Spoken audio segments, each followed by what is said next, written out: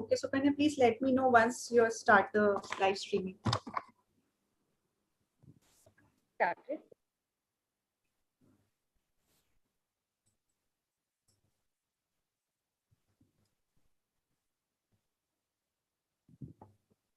Or you can start. Okay. So, a very good morning to all and a warm welcome to all our honorable speakers, participants, the NMCG team, the government officials and CSC team to this launch event come webinar on making Ganga Basin cities water sensitive. Before I proceed to the launch event, I would like to state some housekeeping rules which we follow during the webinar. Request everyone to put their mics on mute. We'll be recording this session.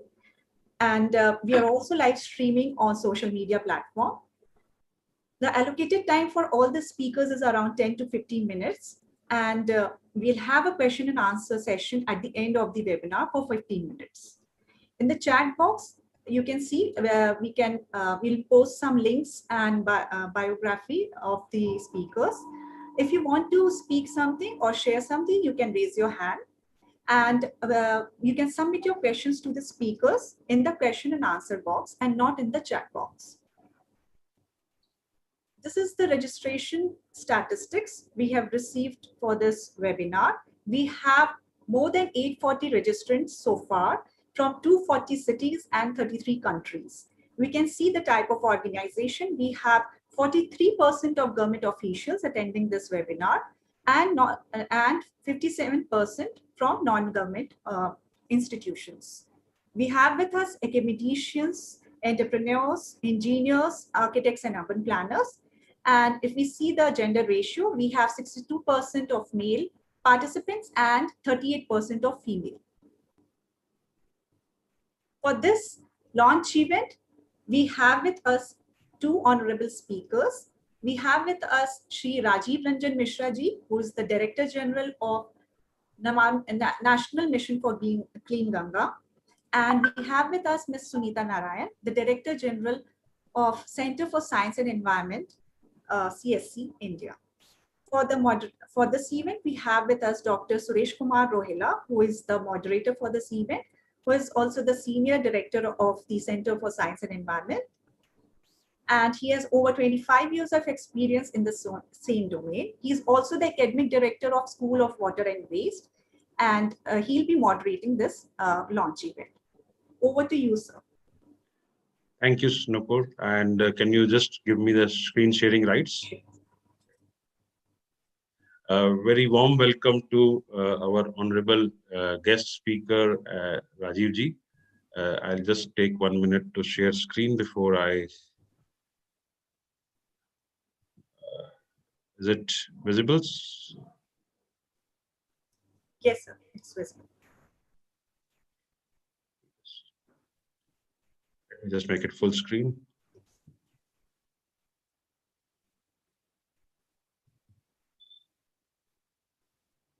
Not able to make it full screen, I think.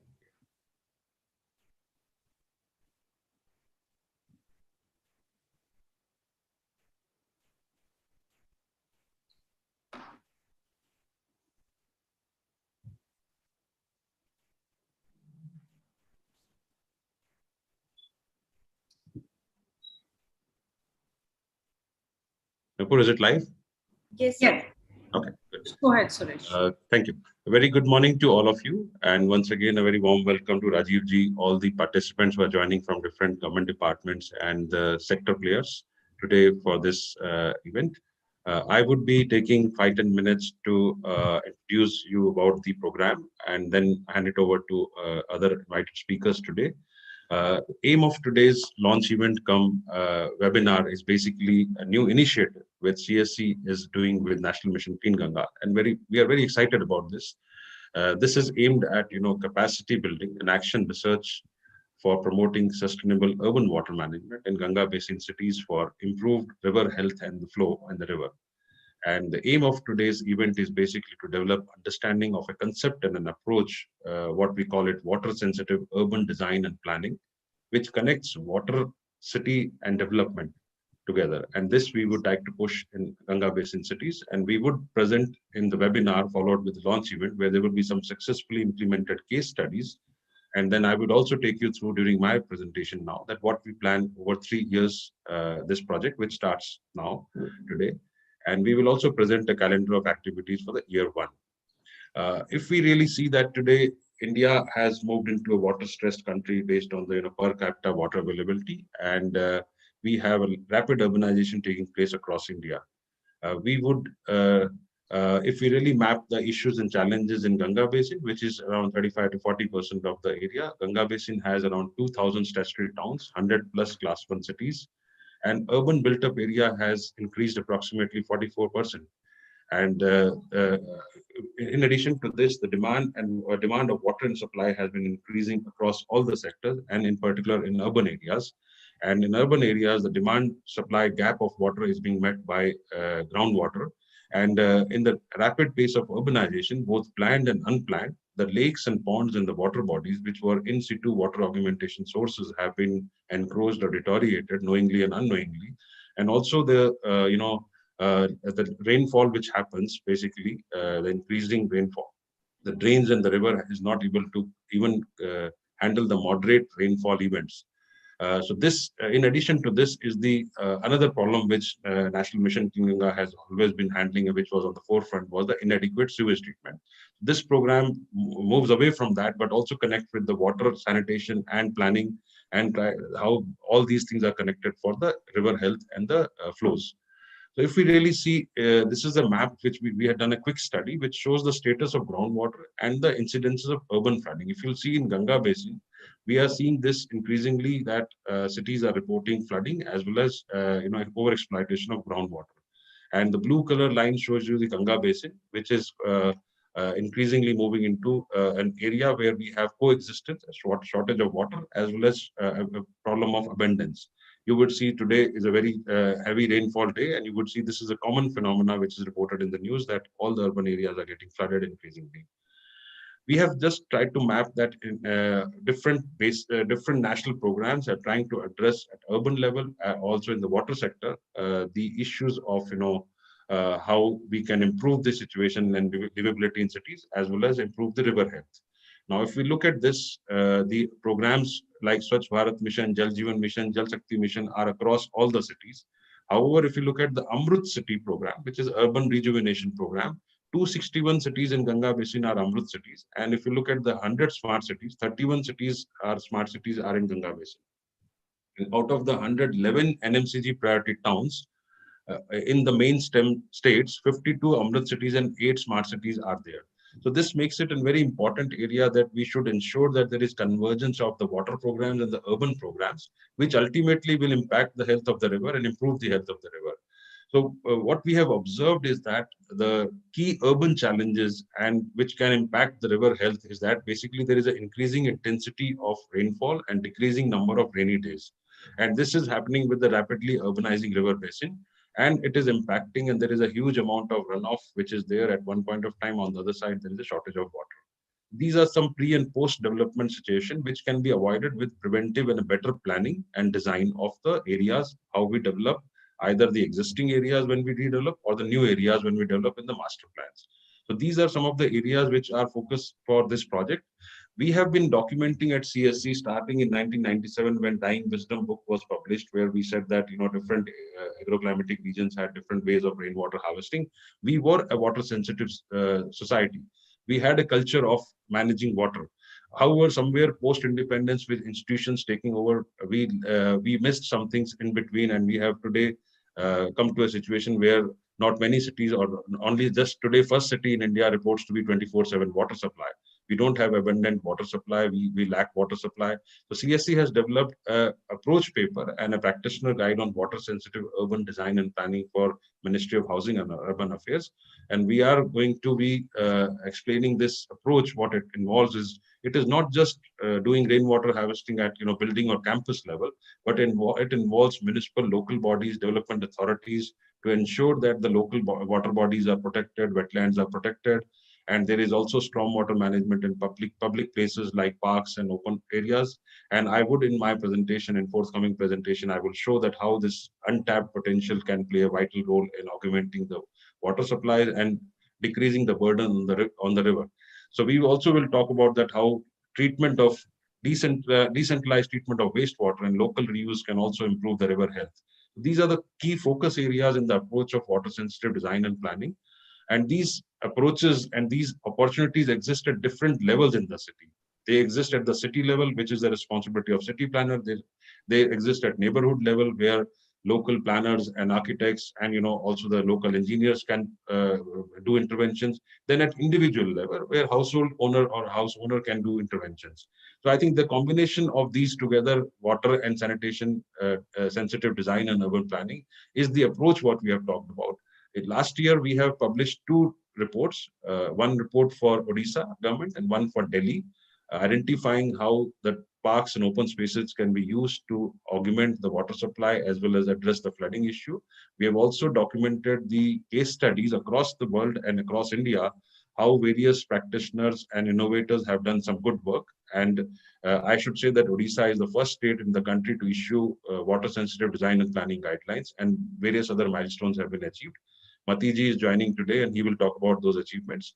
But now coming to the initiative today. The initiative which we are talking about today is a joint initiative with National Mission Clean Ganga. It's a 3-year project. And the key focus areas would be urban water efficiency, decentralized water management, wastewater management, urban groundwater management, and urban lake management, all these integrated into water sensitive design and planning. And we aim that in this 3 years, we would reach out to 1,300 plus municipal functionaries, development authority, planners, architects, and state officials who are involved in land use planning and water management. And we would also aim that this program brings convergence of Namami Gange mission with national flagship programs like Amrut, Smart Cities, Swachh Bharat Mission, Hriday, NULM, and other missions like Atal Bhujal Yojana, Jal Jeevan Mission, and Jal Shakti Mission at the city and the decentralized level. I think this is the aim of this program. And in this program, we have around 40 plus activities, capacity building and research activities, spread over 3 years. We would also be having knowledge conclaves, field exposure visits, online training, residential trainings, and we would also develop practitioners guide for scaling up the interventions and providing support to the engineers, planners who get trained. We will provide them technical support if they want to develop some model projects in the cities. So we will do action research based on 1 or 2 select cities and develop practitioners guide, which will act as documents which will help planners, engineers design and plan and intervene. We would also, I'm having this calendar in front of me, which is there for at least 2021. If things go as per the plan, we have a very active calendar for capacity building activities consisting of webinars, residential trainings, conclaves, and likewise. And this whole process is being guided through. Also, we have roped in the best in the sector. We have an advisory group comprising of, academia from reputed institutions in Ganga Basin as well as outside, international experts, international partners, and you can see these names here. They are renowned experts on this. We have had a planning committee meeting, and they have been roped in to provide state-of-the-art knowledge material, case studies, and update that how this program can benefit, and we can give the best to the local bodies and the development authorities in convergence of water, city, and urban planning. So this is a slide which shows the School of Water and Waste. Under the aegis of School and Water Waste, we would be doing this program. This school is based at AETI, Anil Agarwal Environment Training Institute, a teaching, learning, and innovation center that is designed to find appropriate solution. And the residential trainings, knowledge conclaves, people will come together at this campus. This is an off-grid campus which has 100% rainwater harvesting, treated sewage being reused for local non-potable water requirements, and energy efficient building, a water neutral campus, a living laboratory. So this will be the site where the capacity building training programs will happen. And I think with this, I would end here, and I would say that this was a quick, short summary of what we intend to do. And I would invite my colleague and my senior, Sunita Narayanji, who is the Director General, to talk about the context, about the city's requirement in Ganga Basin, how we can leapfrog and bring the change in this. To you, Sunita. Thank you, Suresh, and thank you for such an excellent overview of what we are doing. And again, Rajiv ji, we are very excited about this work because, as Suresh has said, we talk about rivers, we talk about pollution. But the fact is, unless we bring the agenda of water and pollution together, we will never have a complete agenda for our cities. And we see this as a huge opportunity to work with urban local bodies, as well as to bring an interface between people who work on pollution, work on water, work on land, because this is an agenda which is really for cities. So let me give you a quick overview of what I see as some of the challenges. I am giving and that should help us to understand what is it that we are looking to do. So, as I said, this entire effort of ours is to work with Namami Ganga and the mission for Clean Ganga, work deliberately on Ganga Basin cities, but also to bring the knowledge and experience and capacity building from across the region as well as other rivers of India, because we need to today look at this issue with much greater seriousness. There is an imperative, but there's also an opportunity. Now, why do I say that? If you look at it today, I'm in Delhi. Many of you are not, are located in different parts of India, and I can see many faces on the chat box from Myanmar and many other regions of this, of our world. The fact is, every time it rains, it pours today. In Delhi today, in the morning, we had this very, very extreme rain. And I can see that the streets in front of my house are already flooded. So every time it rains, we are seeing the city drown, and flooding has become common. And we know today that extreme rain events are linked to climate change. And what the future of India is, what the future of the South Asian region is going to be, that you will get fewer number of rainy days. Now, why does it matter? It matters because in our part of the world, in any case, rain comes for a very limited period of the year. We get rain for 100 hours in a year. Out of 8,000 odd hours, we get rain for 100 hours, which means today with climate change, you will get more rain with fewer number of rainy days. This will add to the hydrological challenge hugely because it will mean less water in the longer lean period. So what you're going to see is river hydrology is going to change and is beginning to change, where you will get more spate, more flooding, and you will get longer drought periods. Just look at the data for the last 2 years. In 2020, in the first 12 days of August, we had 1,000 extreme rain events. In 2021, July, we have already seen a number of pulses of floods. Cities have gone underwater. And remember, when this rain comes, it is coming 800% more than the average. In fact, there are parts, Mahabaleshwar last week has got all the year's rain in a matter of 2 days. Now, therefore, the ability to be able to hold the water, the ability to be able to store the water is going to be critical. Otherwise, what you get is flood at the time of drought. Rivers will be in spate, and then we'll have less water. And remember, for people like Rajiv ji, who is working tirelessly to try and clean up the Ganga, this is bad news, because fresh water is one of the most important ways of being able to clean a river. And what you will see now increasingly is more flood, but then longer periods of lesser water. And this will come at a time when climate change will add another problem. You will get rising heat. Many of us have been reading and have been, I'm sure, very concerned at the fact that parts of Canada this year, cold Canada, had temperature levels touching 55 degrees centigrade. We are beginning to, every year is breaking the last year's record as far as heat is concerned. Now, heat will put further stress on water because you will have dry moisture in soils, you will increase the need for irrigation, which indeed again will increase the demand for water from our rivers. You will have increased evaporation rates, which means that as you plan for water management, you also have to plan knowing that heat will actually mean that you will lose a lot of water from surface water structures. So new engineering for subsurface water structures, which is really your groundwater systems, will become crucial in the age of climate change. It'll also drive up the use of water, from drinking, irrigation, and forest fires. I mean, huge demand for water. So water management will be crucially important in the age of climate change. Now, what does this mean for the Ganga? And I want to keep bringing you back to this because Ganga is the nation's conscience.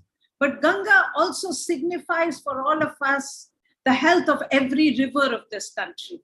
So it is not as if when we talk Ganga, we are talking only about Ganga. We are talking about the soul of this country, which personifies for all of us the protection of every single river in this country. Today, the tragedy is that cities take water and return sewage. This adds to water pollution. But remember, every time you pollute water, you are degrading water that is available for use. Now, this also puts a water stress on the river. And as I said, with climate change and extreme rain and heat, the hydrological stress on the river will only increase. This is work that we have done at CSC. Suresh and his team have done this to look at the pollution and the untreated waste of our cities that goes into the river. And this is another part of a very important work that Namami Ganga is working on, which is to reinvent the way cities are doing sewage management so that we can actually reduce the amount of sewage that ends up in our rivers. As I said, every drop of pollution ends up degrading available water. This is the shift flow diagram for the entire urban areas of UP where the Ganga flows, which is showing you very clearly the challenge of pollution control. But this is one part of the stress on the river that we cannot forget. But the other stress on the river is going to, and this stress will be exacerbated when you have less water in the river. And that is why the whole concept of water management and local water management, rainwater harvesting, has to become part of the way we do pollution management. And the reason is also that you will see the water stress will increase as cities and urbanization happens in India. If you look at the chart on for the rich industrialized countries, you will see 51% of the water use is in industries. And 35% of the water use in the rich world is actually for domestic and cities. And only 14% is used in agriculture. In India, it is the reverse. Most of the water is used in agriculture. And cities and industries have less amount of water usage. But, and this is the big but, India is changing. India will change. We will get more and more urbanization. We are getting more and more cities to grow. And at the same time, industries will require water. But the change that has happened in the Western world will also not happen, where people will move from rural to urban.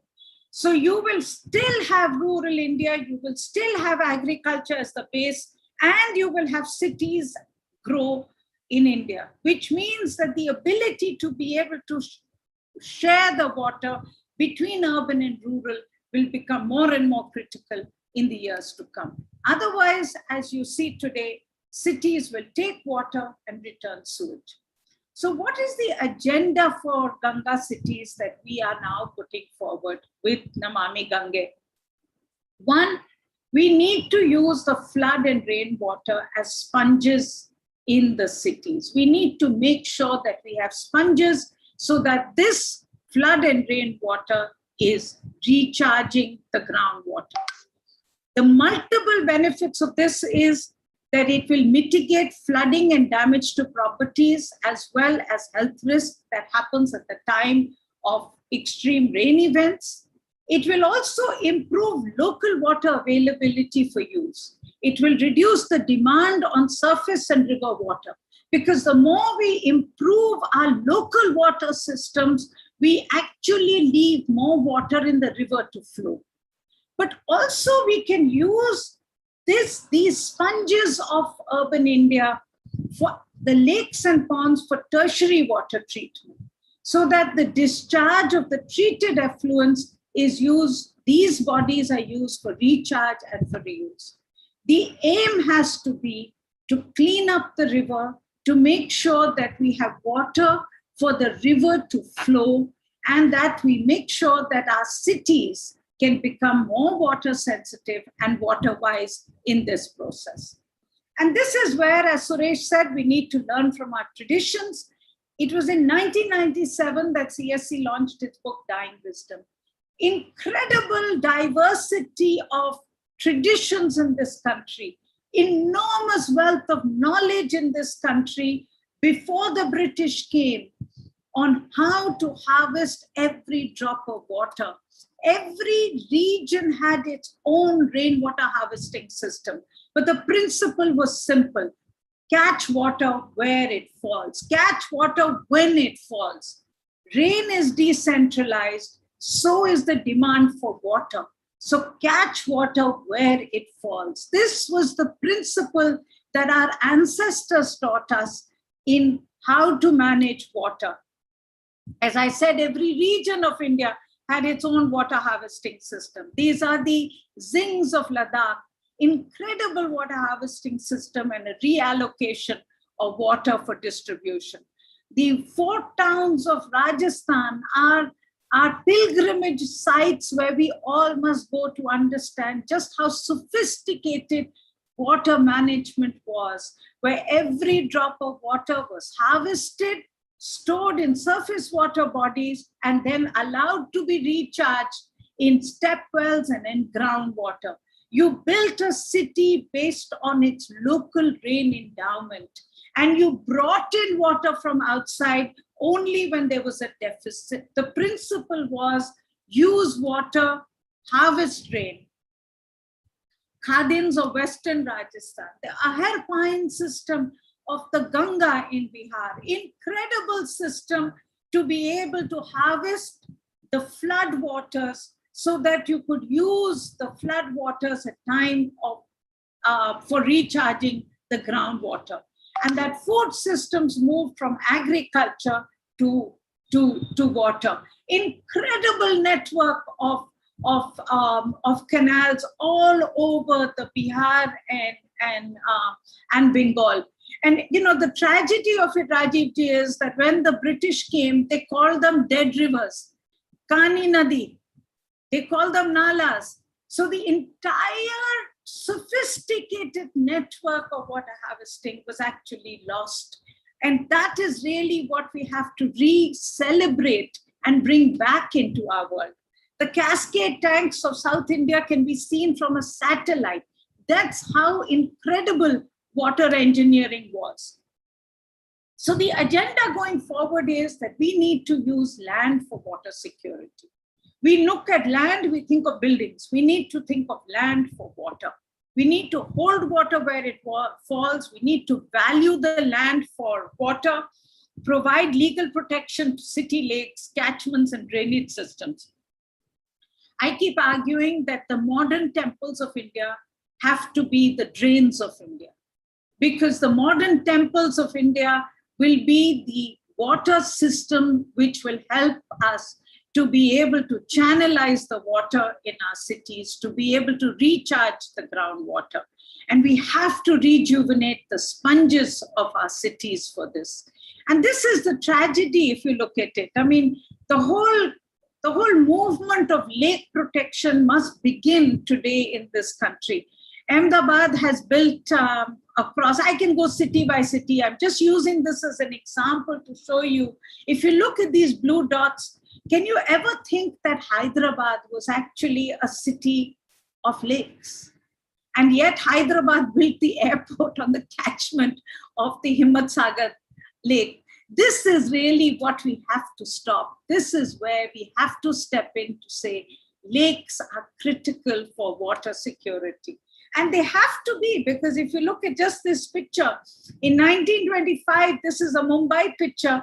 When the flood hit Mumbai, in 1994, if you look at this, all this became urban area. And if I take you to a picture of now, even the little bit of green area that you see in 1994 is gone.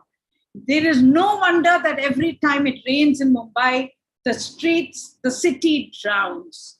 So the green areas of our city are critical for being the sponges of a city to make sure that we can harvest the water, we can mitigate the flood, and we can become water secure.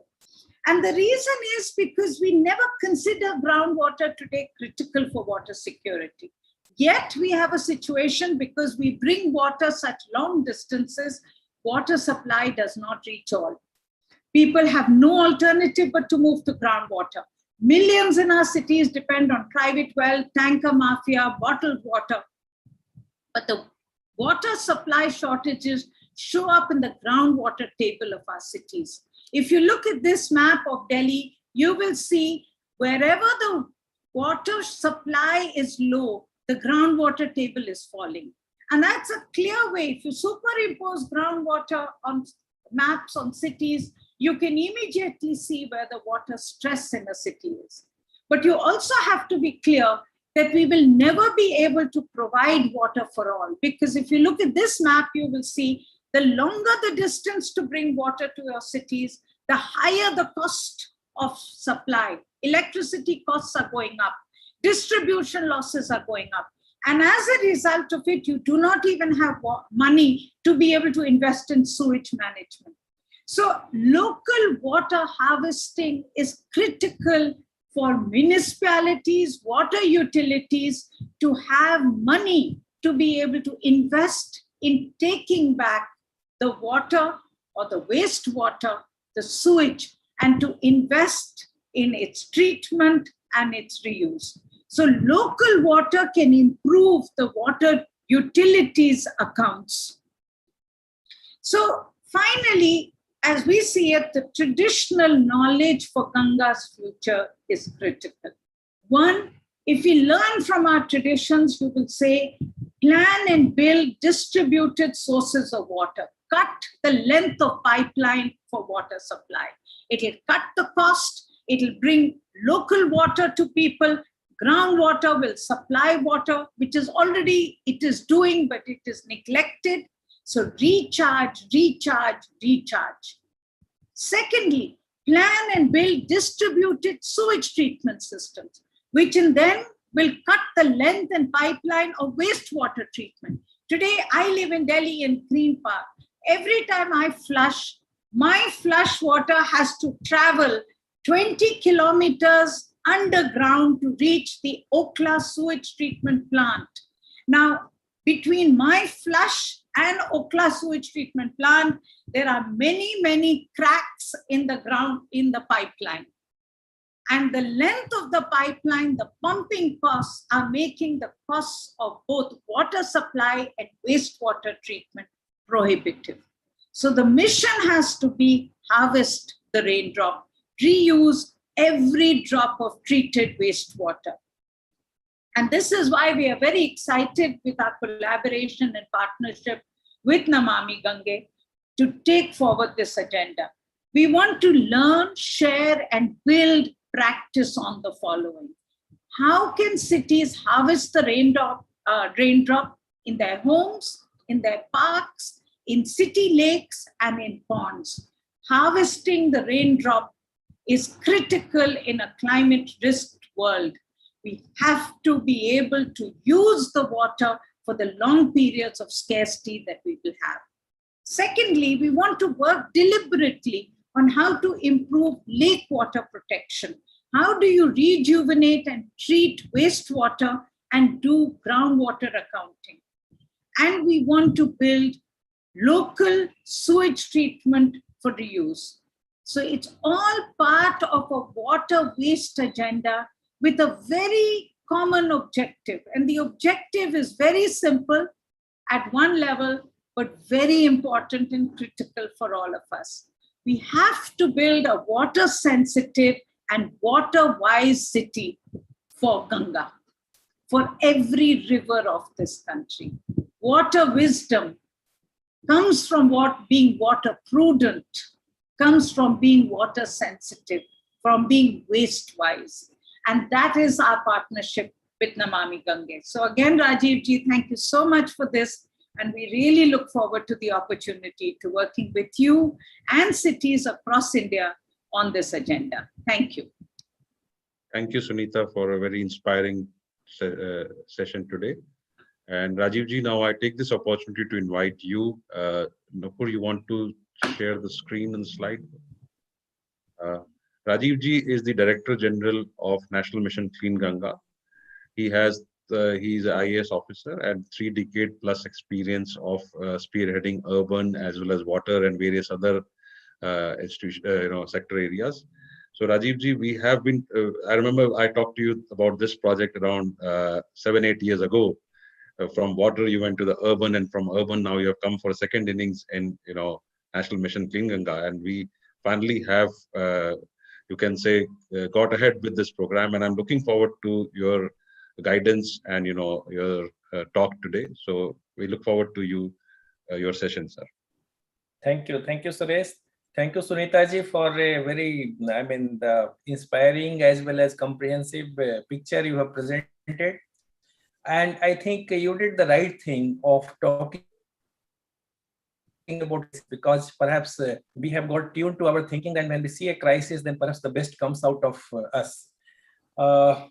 You are very right that we need to collaborate, and we need to really combine thinking about water, sanitation, city and water, river and city, and also river and people. So I think this particular program which we are starting has a lot of inbuilt thinking about collaboration, about integrating different aspects. Now, I also fully endorse what you said about Ganga. Though we are doing it in the Ganga Basin, but I think what Suresh showed, the numbers make it so relevant, apart from our feeling and consciousness about Ganga, that you have got a very large number of urban local bodies in Ganga Basin. And many of these bigger cities also lie in this basin. And then I can tell you the way consolidation is going on in water sector, the way priority has been given in last few years at the apex level. Jal Shakti Ministry brings that consolidation, and then now we are not only looking at Ganga in the ministry, but the conservation of or the pollution issues of other rivers as well. So in the country, and at present, Sunita is familiar with NRCD. So at present, I am also looking after NRCD and trying to bring a similar kind of comprehensive approach for other rivers. So I think the NGT, Honorable NGT also has told us to develop a kind of national river rejuvenation mechanism. So I fully agree with you, and I share the enthusiasm. It's a very, very interesting time, though we have huge challenges further added by the climate change related issues, but we also have a very, very good time to work together and then address these challenges. It's a very historical opportunity where we are looking at things in a more holistic way, and then right at the topmost level, that mandate is being given to us. So I think we have a huge opportunity as well to work on that. Primarily, what I would like, the approach has to change about looking at environmental sustainability only from the point of view of protecting environment. It may be river, it may be lake, it may be other water body. So protection from pollution is one aspect. That is a kind of bare minimum which we must do, but we must look beyond that, which you also said in your presentation. We have to basically look at protecting, conserving and restoring ecosystem. And that is something which is key. And then keeping that fundamental thought in our mind, we have to look at what exactly we mean by water sensitive urban design. And primarily, we have to think in terms of developing a framework, and not just developing, making it in the thinking of the urban managers. And that framework, what it should do, it should integrate the urban built form, landscape in the city with urban water cycle. Now, we all have read about water cycle right in the school.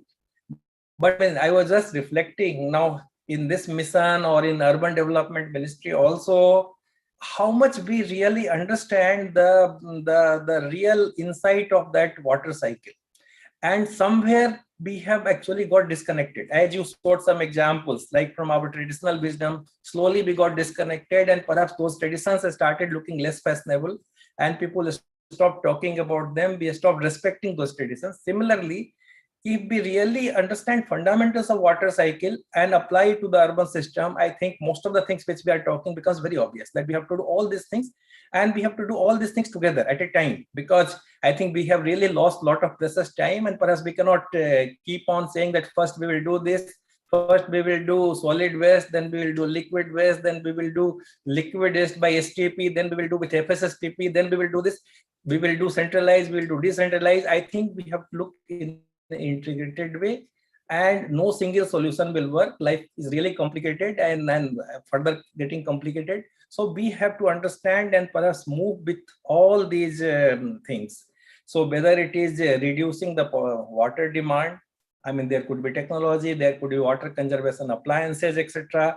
We have to basically look at what are the other sources, and rainwater is perhaps the most important thing. And we have just seen the data, how erratic rain pattern is becoming. The more erratic it becomes much more difficult and much more important for us to do. And as you rightly said, the tradition understood that you have to catch the rain where it falls, when it falls. But we have to now launch a nationwide campaign for this. And then basically the tagline of catch the rain campaign is this only: where it falls, when it falls. It's very simple, but you have to talk in simple terms, and I think it's getting good response. It's getting really good response. Wastewater generation, what we do with the treated wastewater, or let us say used water. I think Mati is here, and we have also consulted him. We are working together with a lot of stakeholders. State policies are coming up on reuse of treated wastewater or used water. We are trying to develop some national guidelines, so that again becomes very, very important thing for us.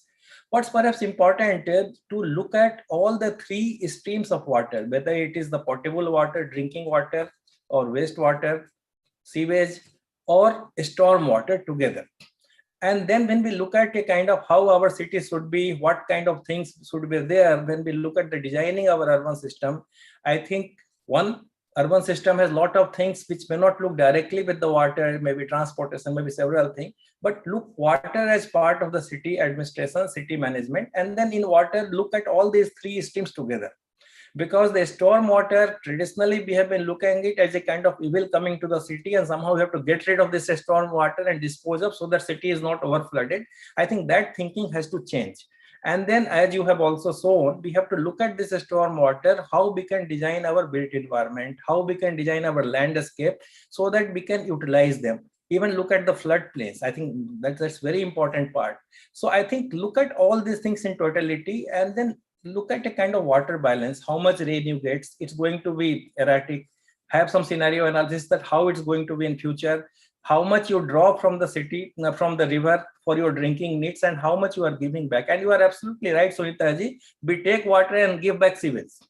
And that is something which has to change, because you realize, I mean, there are several cities one after another on the bank of a river.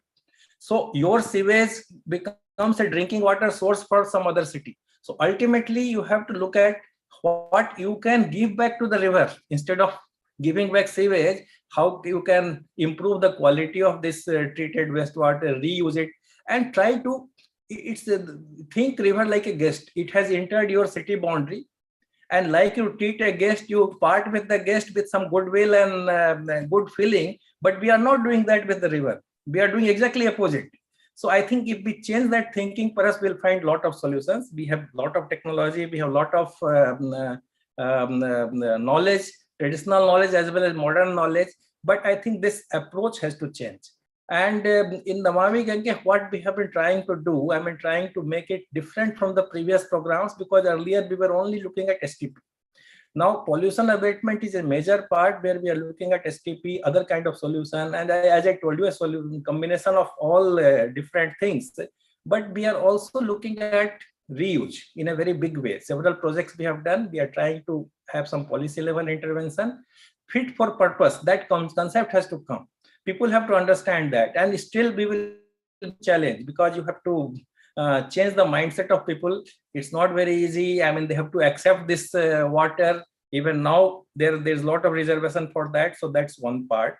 And then if you look at the river, I mean, we are also working at some of the larger issues at the basin level. And that could look at agriculture as one of the major challenge, because unless we tackle the urban system, unless we also tackle the agricultural system, perhaps the river health is not going to improve. So today we are talking more in the urban context, so I will not go, but water use efficiency in agriculture is a major challenge. And unless we save water, as Sunita ji told, how will you get water for growing urbanization? How will you get water for industry? So I think we have to have a kind of totality of approach where you can do that, you can do this. Now in the urban context, as you rightly say, we are also trying to work with Housing and Urban Affairs Ministry and then NIUA to look at some of the master plans. I think it's also a good opportunity. As you see, around 500 Amrut cities, if you have, something like 300 are river cities. If you look at the metropolitans, more than 50 are there, almost 40 are river cities. So we have to look at river city and then planning and thinking and design of the river city with little different approach, with little more emphasis to sensitize people about these river cities, and then try to put river and city together. I can tell you, I think I have got enough experience. I won't name the urban local bodies, but I keep on getting several such examples where forget about clandestine, some builders throwing the garbage on the floodplains. I think there are certain examples where the municipal bodies throw their garbage in the floodplain. Sometimes they may have some problem, they may not have a place to dispose it of, but it's not very uncommon. And then that is where we have to change the mindset of the city managers, that you are also responsible for the part of the river which is in your zone. And can we see a day when cities which are generally blamed for creating problem for the ecosystem, problem for the environment, can they look at themselves as cities which can provide ecosystem service? Can we look at the cities? Can we look at the design? Can we look at water in that kind of sense, that you can improve biodiversity in the city, look at some sort of a link between vegetation and water, and then what kind of riverfront we can have, which can be a kind of, we have a huge need of having good public space in the city. So what can be the better public space, public place than a good, beautiful riverfront? And then the riverfront again does not mean pouring concrete on the floodplain. I mean, it has to be done in a much more eco-sensitive way and much more natural way than that, and it's not impossible. But again, the mindset, the moment you think, our estimates, our designs will be again heavily concrete oriented. So I think how we can do that. Can cities also comprise of water sensitive community? I think that's something we should do, because unless you involve community, all these technical issues will not really be understood. And then we have to look at how we can scale it up. I think we cannot only be limited and keep on talking about rainwater harvesting at the rooftop level and then only talk about that. We have to now think bigger. We have to take it to a bigger level. And as I think Suresh was saying very clearly, you have to look at the individual level, what could be done. You have to look at a kind of neighborhood or mohalla or a colony level, and look at the city level, ward level. So I think we have to, and ultimately this has to integrate at the basin level planning or the regional basin level or zonal level planning. So I think this kind of thing has to be thought of, and we have to have a kind of aim that put together with all our energy and several other stakeholders who are here. And there are several important best practices which are happening. So I think, and all these best practices are not always like room for the river of Netherlands we talk. Can we have something similar here where it can happen? We have got some environmental flow. Can we sensitize cities to understand what they are doing to improve environmental flow in the river? I mean, these are some of the things which we have to work together. And this can happen only with collaborative approach. Capacity building is very important because what we are talking, perhaps the city manager has to implement. I think there was a mention that we have to have synergy among several missions. I think this is also an opportunity because there are several missions. So some money is available, some policy guidelines are available from different ministries, but ultimately who combines them? It's basically the city manager who will combine different missions. Here there may be different ministry, different mission directors, but ultimately city level, someone has to combine, synergize all these things. And this particular project, which we are going to do together for 3 years, will be a very, very good tool to do that. And it's basically capacity building as you people, and it's not only just training. I mean, different methodology we are using. This will be a great opportunity to develop case studies. This will be like Mati is going to share some of his excellent practices, and other experts will also share. I think this project itself will lead to development of good action research projects, good case studies. And as Sunita ji very rightly says, Ganga represents all water, all river in the country. And the vision of PM was also that Namami Gange, we will try certain things. Now let us take it forward to the other rivers. So we are working on that. So what we do here can certainly help.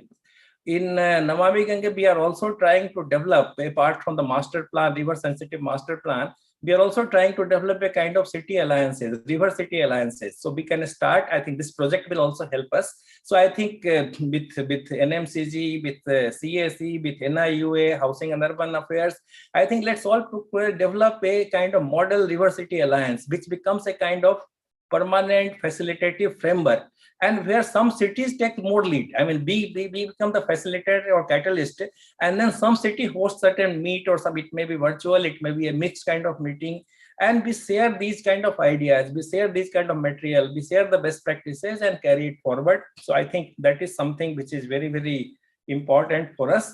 I am really very excited. I see a lot of good things which can come out of this collaboration. And as we discussed, we will have to keep on discussing, keep on taking a stock of where we are moving in this project periodically. Let's engage with very diverse set of people, because river rejuvenation is not a cup of tea for one type of expert. And when you are looking at river and city, river and people, I think we need expertise of different kind. We need experts from diverse. This basically is a multidisciplinary approach. With lot of passion, we have to do it, with lot of scientific knowledge and lot of respect for the tradition. Because that will bring the respect for water. I think what is most essential is we must learn to respect water. Otherwise, we are only looking at our own peril. We are not rejuvenating Ganga for the sake of Ganga. For our sake, we have to rejuvenate it. We have to keep it healthy. Otherwise, we may not survive. So I think with that, I won't take further time. Look forward to further technical discussion in this. But Sunita ji, Suresh, we are really very, very upbeat on this. And we will continue to be in touch with you and then your team, and certainly see that the program moves from strength to strength, and we create a very good roadmap for such kind of thinking, for river sensitive master plans, for water sensitive urban design. And as you rightly said, that water sensitive and waste wise cities must be our vision. Thank you. Thank you, Rajiv ji, for the inspiration and your constant support to the program. And we look forward to working with the NMCG team.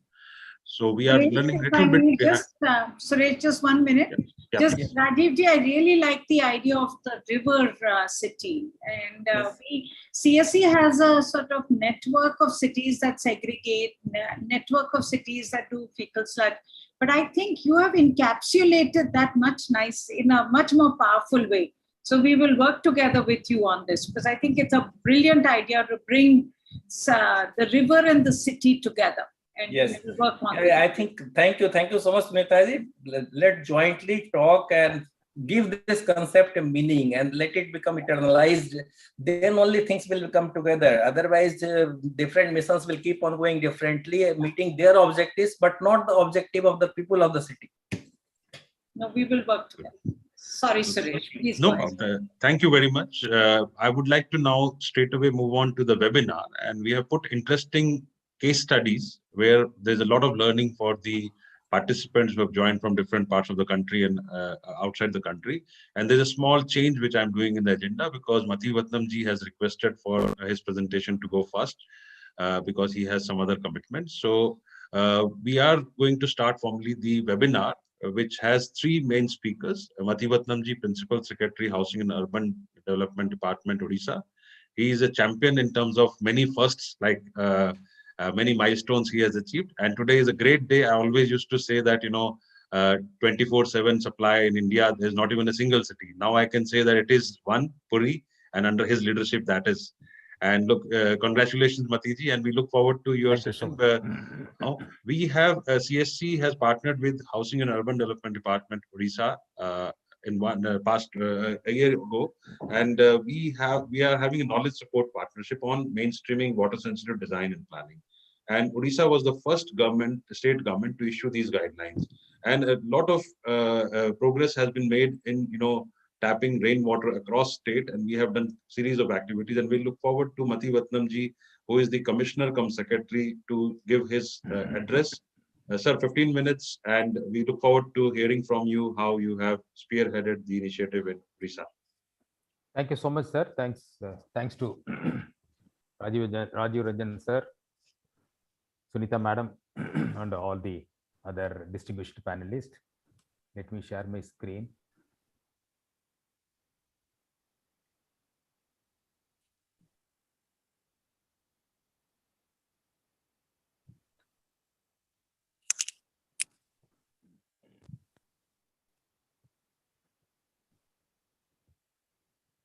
Is it visible? Yes, sir. Yeah, thank you. Thank you so much. A small correction in that, sir, Dr. Suresh, that yesterday we dedicated the first city in India to achieve drink from tap 24/7 water supply. More than 24/7, I would say that it's drink from tap quality, complying with the IS 10,500 standards. Congratulations, sir. Fantastic. Yeah. Thank you so much. More than, in fact, we stress upon drink from tap rather than 24/7 because many housing complexes already have 24/7. Yeah. And 24/7 doesn't mean anything unless you give clean, safe, assured water. I agree. So drink from tap comes first, then incidentally it is also 24/7. Without 24/7, we cannot achieve drink from tap quality. So that's why it's 24/7. So many congratulations, sir. Please, we look forward to hearing from you. Yes. Opportunity. So of showcasing the success Odisha has made in our recent campaign to harvest the rainwater, catch the rain where it falls and when it falls. We started this campaign in April, giving us background about the context about this campaign. Last year in 2020, we signed an MOU with CSC Delhi. So they are our technical partner. So that journey started from last year. We implemented a pilot program in 5 large corporations in the state and did about 500 rainwater harvesting structures in the last year on pilot basis. That learning has helped us to dream big and achieve, and which we in fact worked on it. And this year, 2021 summer, we realized that. So Odisha is a water surplus state. We get about 1400 millimeter annually. Of course, we have 2 distinct terrain. One is the highland regions covering the north, west, and southern Odisha, hilly regions, forest and hilly, and the coastal Odisha, lowland region. And as it is everywhere, the rainfall in most parts are erratic, uneven. Even within the city, also there is a huge disparity in the amount of rainfall that is received. And in the urban areas, because of the urban growth and the concretization that has happened, the development process where the roads have been, made into Pakka roads is only in the form of concreting the roads. So the runoff rate is very, very high. It is as high as 50%. So the benefits we envisaged from this campaign is that to conserve the water in situ, groundwater recharge, and do in the highland to address the challenges of the water scarcity, and in the coastal region to manage the floods, flash floods mostly, and overall to restore the urban ecosystem. The entire program has been funded under the state-funded Mukhyamantri Karma Tatpara Abhijan. We call it as a Mukta, and this is our urban wage employment initiative, which we started last year in 2020, post-COVID. It is our response to COVID to create wage employment opportunities for the urban poor. This is that program which we started, and then from this year onwards, this scheme has been made as a regular scheme. And the campaign has been started in all the 114 urban local bodies, covering all the 2035 wards across the state. And we focused on prior to last year, our focus has only on the individual household centric rooftop rainwater harvesting structures. Our partnership with the CSE has opened our eyes, and we realized that if you focus on the individual buildings rooftop, then we are only working with a target of about 15 to 20% of the rainwater that could be harvested. Majority, the 80% of the harvestable area is outside the rooftop. This is open land, public park, playground, vacant lands, and premises of the schools, colleges, hospitals, all other institutions, whether it is in public or private institutions. So this year we focused only on the public places, which are very much in our control, which are easily doable. And we have tentatively given a target because in government, nothing works except the target. You have to set a target, you have to set a timeline. So we have given a target of, for the small towns, 5 rainwater harvesting structures in every ward. If it is a municipality, then 10 rainwater harvesting structures. That means every ward level functionaries would be accountable for this delivery, for this target. And in corporations, we have given 20 rainwater harvesting structures. So we started the campaign on 15th April 2021, and with a deadline of 30th June 2021, when the monsoon sets in and starts for a period of 75. So the strategy, I'm happy to say that during the campaign we have achieved, though we have set a target of initially about 5,000, then we increased it to 10,000. We ended up delivering more than 12,000 rainwater harvesting structures in 75 days. And the work is going on. We are hopeful of achieving about 18,000 by end of this monsoon. So the strategy which we have followed at the state level is that we constituted a state core team, which has been trained last year by our CSE, with our CSE partnership. So with the CSE partnership, when we worked with the 5 large corporations, we trained about 25 engineers, planners, and urban managers. So that core team which implemented this program last year on pilot basis has become our resource team for this year for the scaling up to cover the entire state, because we are from 5 ULBs, we have to go to 114 ULBs, from few wards to 2035 wards. So that scale up, we need to have resources.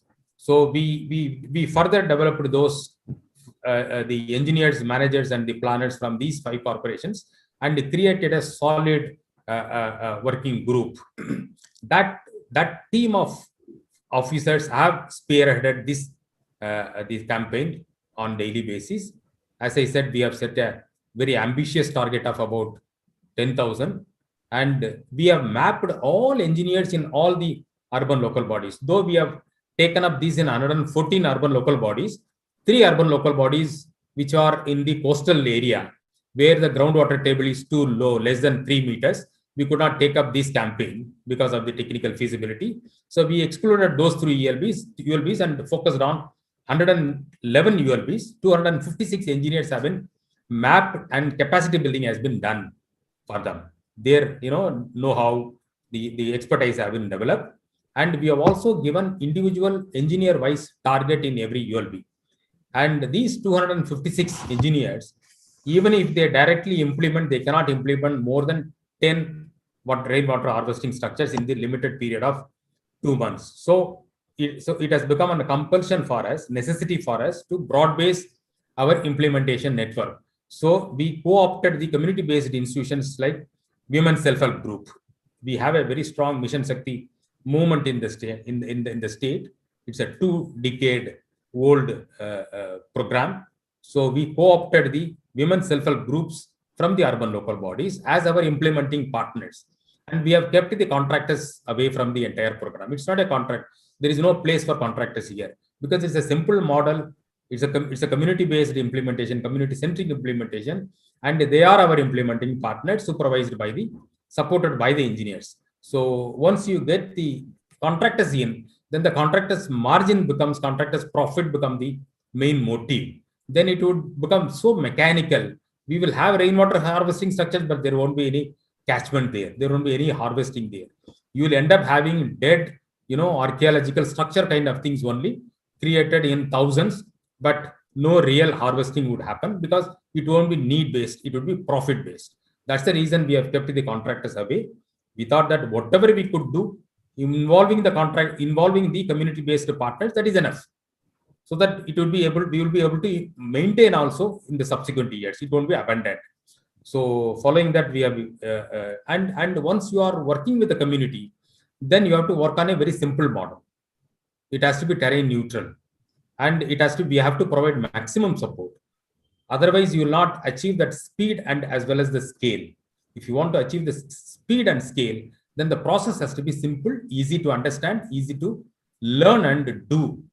So we have standardized the implementation process.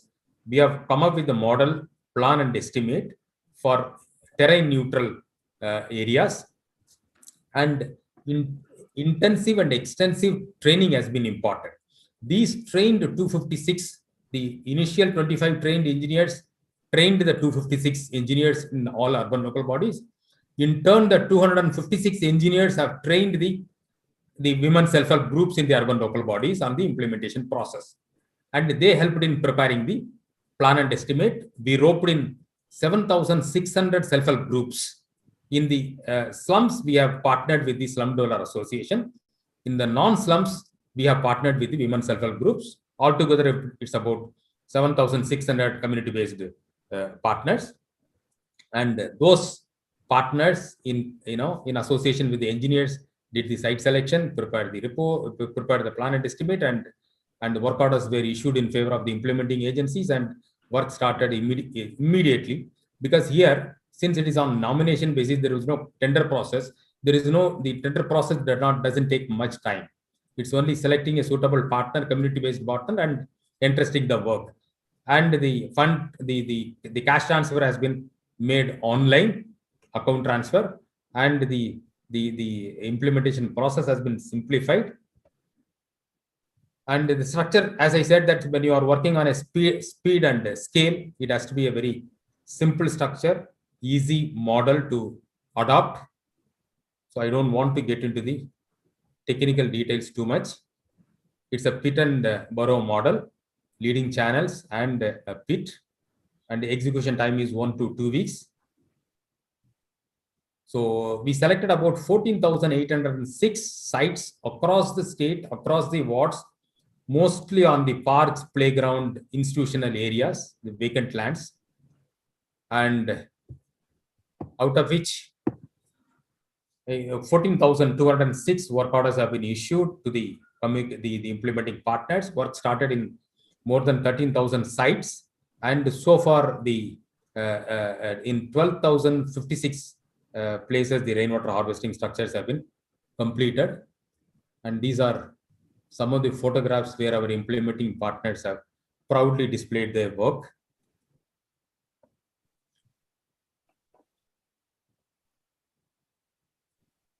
And right now the monsoon is going on, and water harvesting is successfully happening in all the urban local bodies. This is some of the media coverage this campaign has received. And this is in the center, you will find the tweet by Honorable Minister, Government of India, Jal Shakti Ministry, who has been very liberal in his praise for us, brilliant effort, Odisha, for the commendable feat and at a mammoth scale across the state. So we have been overwhelmed by the kind words of Honorable Minister, Government of India. And that's the end of my presentation, but the rainwater harvesting continues. It's a continuing process. Thank you so much for the opportunity. This is fantastic work, Matiji. Really amazing. I mean, it's Thank a you so great much. example to show. My one request to you, Matiji, would be that can you also now make sure that you do some amount of groundwater monitoring so that we make sure that these, you get data. If you can organize it so that you have this network of groundwater monitors, and maybe they can come to your office on a platform, then you know how the water levels will tell you the health of the system. Absolutely. And it will be a great model for the other cities. We are really looking forward. I'm also asking a colleague of mine to make a film on your work so that we can actually take this to other cities and share your experience. So it's really amazing. Thank you, Matiji. Thank you. Thank you so much. Thank you. Thank you, sir. And we value the partnership, and I'm really happy to see that it triggered and we continue to work with you. And please let us know if we can further help you or assist you in any way further. Thank you very much. So I think now we will move on to our other presentations. But I would also say that, if there are any questions to Matiji, and Matiji, are you around for some more time? Because can I ask people to put it in the Q&A or? I am required to leave for another engagement. Okay. So we will forward the questions to you in case if there are any, and we assure that the participants that we will get back with the answers, and we will post it on our website, all the question and answers, we'll compile them. So that is the arrangement we have. And I also take this opportunity to participants to request that they should pose the questions in Q&A and also mention the name of the speaker to whom the question is posed and what is the question, so that I can compile them and get back to all of you on time. Okay. So I'll move on with the presentations ahead. There are 3 more interesting presentations, starting with my own presentation. Thank you, Matiji, for your contributions. Thank you. And yes, so Nupur, I will like to have my presentation first. And this would be Rajivji, I would share, and Sunitaji, I will be sharing a quick study which we have done for potential of UP 5 cities parks, how they can be utilized for water sensitive design and planning. So I would take 5-10 minutes before I ask other speakers to come in. Okay. So is the screen on for my presentation? Nupur, can you see? Yes, sir. It's Okay, visible. good. So I'll take 10 minutes to take you through some quick assessment, because UP is one of the largest states in Ganga Basin states, and we have done some quick study that where is the untapped potential. So this is the slide which I talked about, that we should not just only do rooftop water harvesting, but explore all the possibilities within city, wherever you want to tap storm water, or wherever you can also treat wastewater and also locally reuse. So we have done a quick study of the master plans across India. 70 master plans were analyzed, and we actually found that the built-up area is not more than 21 to 26% in these master plans, and there are large open spaces available. 74 to 79% within the also residential areas. There are open spaces which are available, and these are spread out in commercial, residential, public, semi-public, and other areas. So the existing standards and guidelines provide enough open areas for innovation in policy and practice, and we can design water sensitive design and features. This is first thing I wanted to offer, and this analysis is quite in front of us to say that we have abundant open spaces, and including parks, where this potential exists, which we have not utilized. So we have done a quick literature review of the various water sensitive design features, and we find that public and open space is the largest and the very common accepted form of stormwater management practice. This is a review of international practices as well as national practices. We see public open spaces, all structures, filter strips, swale, bioretention, filter drain, permeable pavement, retention pond, basins, ponds can be done. So we are more focusing on this particular aspect for the scoping study. So we have done the same for Odisha, we have done for Delhi, and we have also listed these case studies where these all water sensitive design interventions are happening in India and across the country. And now I would come to Ganga Basin, and we have chosen 5 select cities: Moradabad, Lucknow, Varanasi, Kanpur, Prayagraj. And this would interest to you, Rajiv ji, and the NMCG team, that how the untapped potential we are going to show you. The selection strategy was that where these cities are smart cities, NMCG priority Ganga cities, population and pace of urbanization is there quite a lot, and they also have master plans. And the status of groundwater exploitation is that they are into dark zones, and there are reporting flooding issues in these areas, and they have been reported for loss of water bodies. We have also analyzed the Swachh Sarvekshan ranking in this. So if you see, all the cities had groundwater exploited, all the cities had reported urban flooding issues and loss of water body except Muradabad. But I would say that this was a criteria to zero down 5 studies, and the full report will be available in coming weeks' time, we will say. So I will just say that this detailed study carried out with secondary data literature review, as well as using Google satellite image, we have analyzed the rainfall pattern of these 5 cities, and we have done Lucknow, for example. Lucknow has city level parks and neighborhood parks which exist in the city. There are around 16,800 parks and gardens. There is 259 hectare area under these parks, and the groundwater table has been declining. So we wanted to explore that how possibly these parks could be utilized. We have taken this one major park here, you can see Lohia Park, and then we have also taken we have explored that what are the recommended structures. These are the images from the Google which we have taken. We have recommended that in the Lohia Park, swale can be done, trenches can be done, bioretention area. Similarly, neighborhood park in LDA colony, we have said that what structures can come in. So what we see is the rainwater harvesting structures in this park require only 1 to 3% of the total area of the park, and 35 million liters can be harvested in these 3 parks. In these 3 parks alone, 35 million liters water can be harvested. Assuming 15 neighborhood parks implement rainwater harvesting in Lucknow, additionally 31.38 million can be harvested, and total 66 million liters water can be harvested annually in the parks. So there is a huge potential in Lucknow, which is evident from this quick rapid assessment, which I'm showing in the case of Lucknow. Now coming to Kanpur. Kanpur was also reporting huge groundwater decline, and we have analyzed the population and rapid urbanization rate. We have found there are 844 parks and gardens. There is 260 hectare area under Kanpur Development Authority and Municipal Corporation. We have analyzed 3 parks, Eco Park, Central Park, and Kamala Nehru Park, and we see again with just 1 to 3% of the total area of the park, the same kind of structures depending upon the type of soil and geology and all those things. We have also, you can see the recommended structures of water sensitive design and planning. We are also saying that 13 million liters can be harvested from these 3 parks alone. And assuming if we take up 15 neighborhood parks in Kanpur, additionally 23 million liters water can be harvested, and a total of 36 million liters of stormwater can be harvested annually in these 15 parks what we are planning. So if we really see, therefore, a total of 305 million of rainwater harvested can be harvested in Kanpur alone using the parks and open spaces itself. And this is very lower side figure we are taking for Kanpur also. Now coming to Varanasi, which is one of the focus areas of Namami Ganga program also. Again, we found that the water table is declining, and we are also doing a webinar which will next week, I think, which will be focusing on groundwater and the river linkages in the urban area. We are also analyzing here in this study the neighborhood parks and the housing area parks which exist.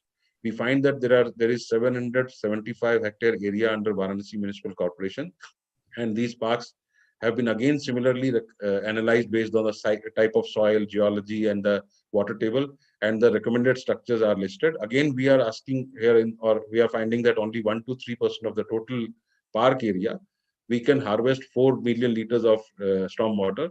If we take 15 neighborhood parks, 18 million liters water can be harvested, and total 22 millions can be harvested annually. And we find that a total 971 million liters of rainwater harvested can be harvested in Varanasi, which is one of the core towns of Namami Ganga also. Okay, similar study has been done, a rapid assessment for assessing the stormwater harvesting potential in Prayagraj. 150 parks, city level parks and neighborhood parks, and 140 hectares of area under the parks. We have analyzed the type of structures which can go, the swale, trench, bioretention, rain garden, and we found that again similar area 1 to 3% is enough, and we would be able to capture 10 million liters storm water. total of 18 million liter harvested water if we take 15 neighborhood parks, which is the lowest number we are taking it. And if we see the total potential, we can say that 166 million liters of rainwater can be harvested, which can be utilized for various uses. And then coming to Moradabad. Moradabad also has large number of city level parks. We have an area of around 724 hectares under it. And we have analyzed quick analysis using the Google images. We have found that same area is required, and we would be able to harvest 4.63 million liters of stormwater and rainwater. If we take the lowest number, 15 neighborhood parks, there would be 13.97 million liters harvested, and 875 million liters of rainwater can be harvested in this city. I think these are some interesting examples. If we take a summary of these 5 parks, we find that 2,624 million liters runoff quantity is the missed potential, which sometimes becomes a liability in these cities. And we see that those problems which we have said that, they are reporting over extraction of groundwater. On the other side, they are reporting basically the shortage of water supply. If we can utilize these in situ water augmentation possibilities, then we could have more water sensitive cities, and we could also reduce the burden on the river, and we can have an improved river health. I think these diagrams which are shown in my presentation are different ways that it is not necessary that you always use brick and cement, but you should leave more areas in the built environment which are porous. We should use the contours, and we should let the storm water also moderate. We should not add to the runoff intensity and the flow because by concretizing. So there is a full linkage between the various aspects which the water sensitive design and planning approach talks about. And we are going to release this report next week, and this will be up on the CSC website and in the next webinar on August 4th, which we are planning. So you will find a detail that if anybody wants to do, or any city wants to do this kind of an quick, water sensitive design planning and designing in their cities, what data needs to be collected. So I think this is what a quick summary of my presentation, where I am sharing that, how there is a huge potential of untapped, storm water, which can play a vital role in recharging the groundwater, which is declining. And this was my presentation. Then I would also take you over to I'm also the moderator of this session. So I would ask Vandana Menenji, who has been a CSC friend and a partner for over a decade, who has implemented rainwater harvesting structures. And what Sunita was saying in Odisha, that we should monitor the groundwater and see the impact. So Vandana would be able to tell you that what impact these structures in parks and open spaces bring in. So Vandana, from my presentation, I'll hand it over to you. Vandana Menon, I'm introducing her. She's an independent consultant, old CSC friend. She was trained at CSC to do these structures.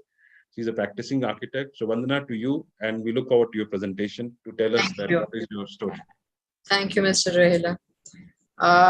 Thank you for setting the stage for what I'm really trying to say. I think because what I am trying to get at is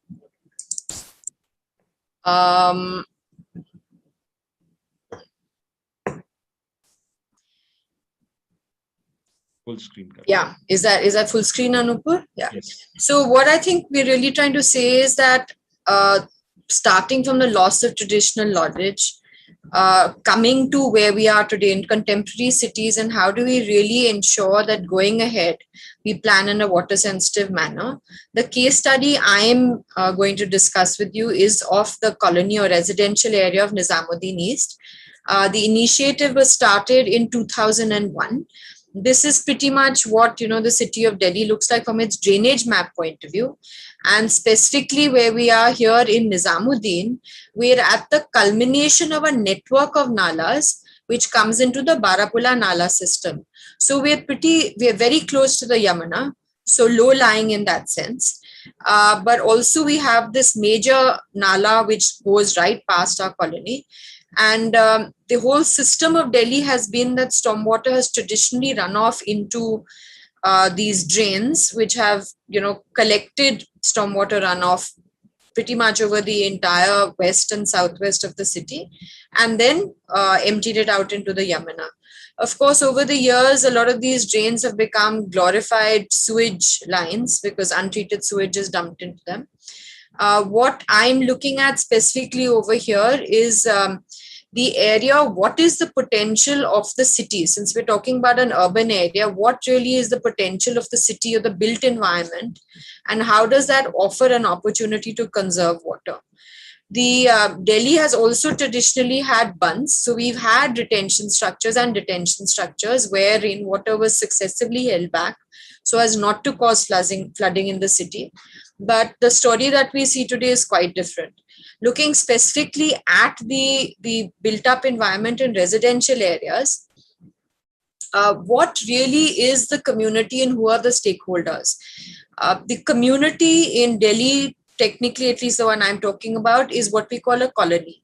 So it's not a gated community, but it is a community with a common address, with a common welfare association usually, and usually a common benefit from infrastructure.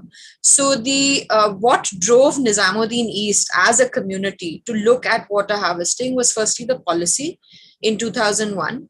There was an issue of waterlogging in the colony because we are slightly low lying next to the Nala and very close to the river.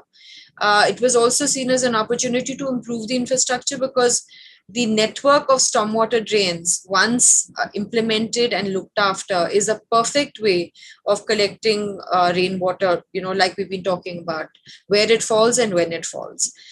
This was also, sort of green shoots of a sustainable development initiative by the community. Now, the community is, in this specific case, a mix of small and large plots. It has many parks, which is unusual for the city of Delhi, but this is something that we've already was given to us. There are a large number of tenanted properties. There is no source of income for the RWA like a club or anything of that sort. However, it's a motivated and enthusiastic RWA. The reason why I mentioned the tenanted property specifically is coming to the stakeholders. I think that's one of the key factors of the success of this case study, is that we had the typical problems, the flooding, the collection of water, the waterlogging. We had the open gardens available. We did have a system of stormwater drains available, unpaved areas, grass pavers. We had all the perfect mix of opportunities over here to deal with collecting rainwater to the best potential. I think Delhi and a lot of cities in the Ganga Basin has this very bipolar relationship with rainwater. Till May, June, we hanker for every drop. All we want is water because, the city is running dry. And from July, August onwards till September, it becomes a curse and a bane because it's constantly leading to waterlogging and flooding in various parts of the city. So, this diametric shift that we do from wanting water to not wanting it is something that we really have to learn to balance better in the urban context, because I think every drop of water is precious, whether it's reused water, potable water, or more specifically rainwater. Because we are going, like Sunita ji mentioned, we are going through a cycle where we're going to get less of it in a short period, and sometimes be left wondering what do we do with it, how do we actually manage this. So this is the colony of Nizamuddin. The highlighted areas in blue show the areas where water logging was happening, which is where the lowest lying areas of the colony, where water tended to naturally collect because of the gradient of the colony.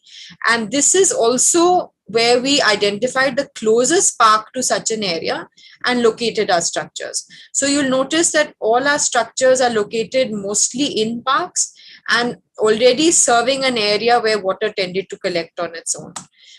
This is the typical CSC structure, which is what we got the know-how from CSC at that point. It's a very simple, workable structure compared to, at that point, the Central Groundwater Board structure. We found that at the scale of the residents, this worked much better for us. And we opted, in fact, we chose to go with this structure where we could use our stormwater drains. We baffled them and took the first flow into a desilting chamber, which is very, very important in the urban context, because through the non-monsoon part of the year, there's a lot of dust, leaves, etc., and other debris that tends to collect in our stormwater drains. So desilting is very important, and post desilting, going into a recharge structure. So being in the semi-arid area, we're not storing water over here. We're actually recharging it, artificial recharge, back into our aquifer. This is typically what we did. We have streets, And from the street, we actually created our baffle of the stormwater drain, brought it into our desilting chamber and to our recharge structure. What we did in open parks was we created a network of collection chambers, which were then connected into a centralized recharge structure. So typically in streets and where the homes were along the streets and in our open parks, we had an approach where we could capitalize on the maximum rainwater that we had designed our structures for. In our further phases, we also did have some Municipal Corporation of Delhi structures that were constructed for us. These were larger than the CSC structures, more on the lines of the Central Groundwater Board structure. But a few sort of issues we had with them was, having a solid concrete cover without any perforations, maintenance of these structures becomes very difficult. It also means that the structure is only taking runoff from the street. It's not able to take any water from the immediate park itself. The cost of the structure, of course, I'm going back to a long time ago, and it was a much lower cost also because the water table in Nizamuddin was at about 70 feet at that point.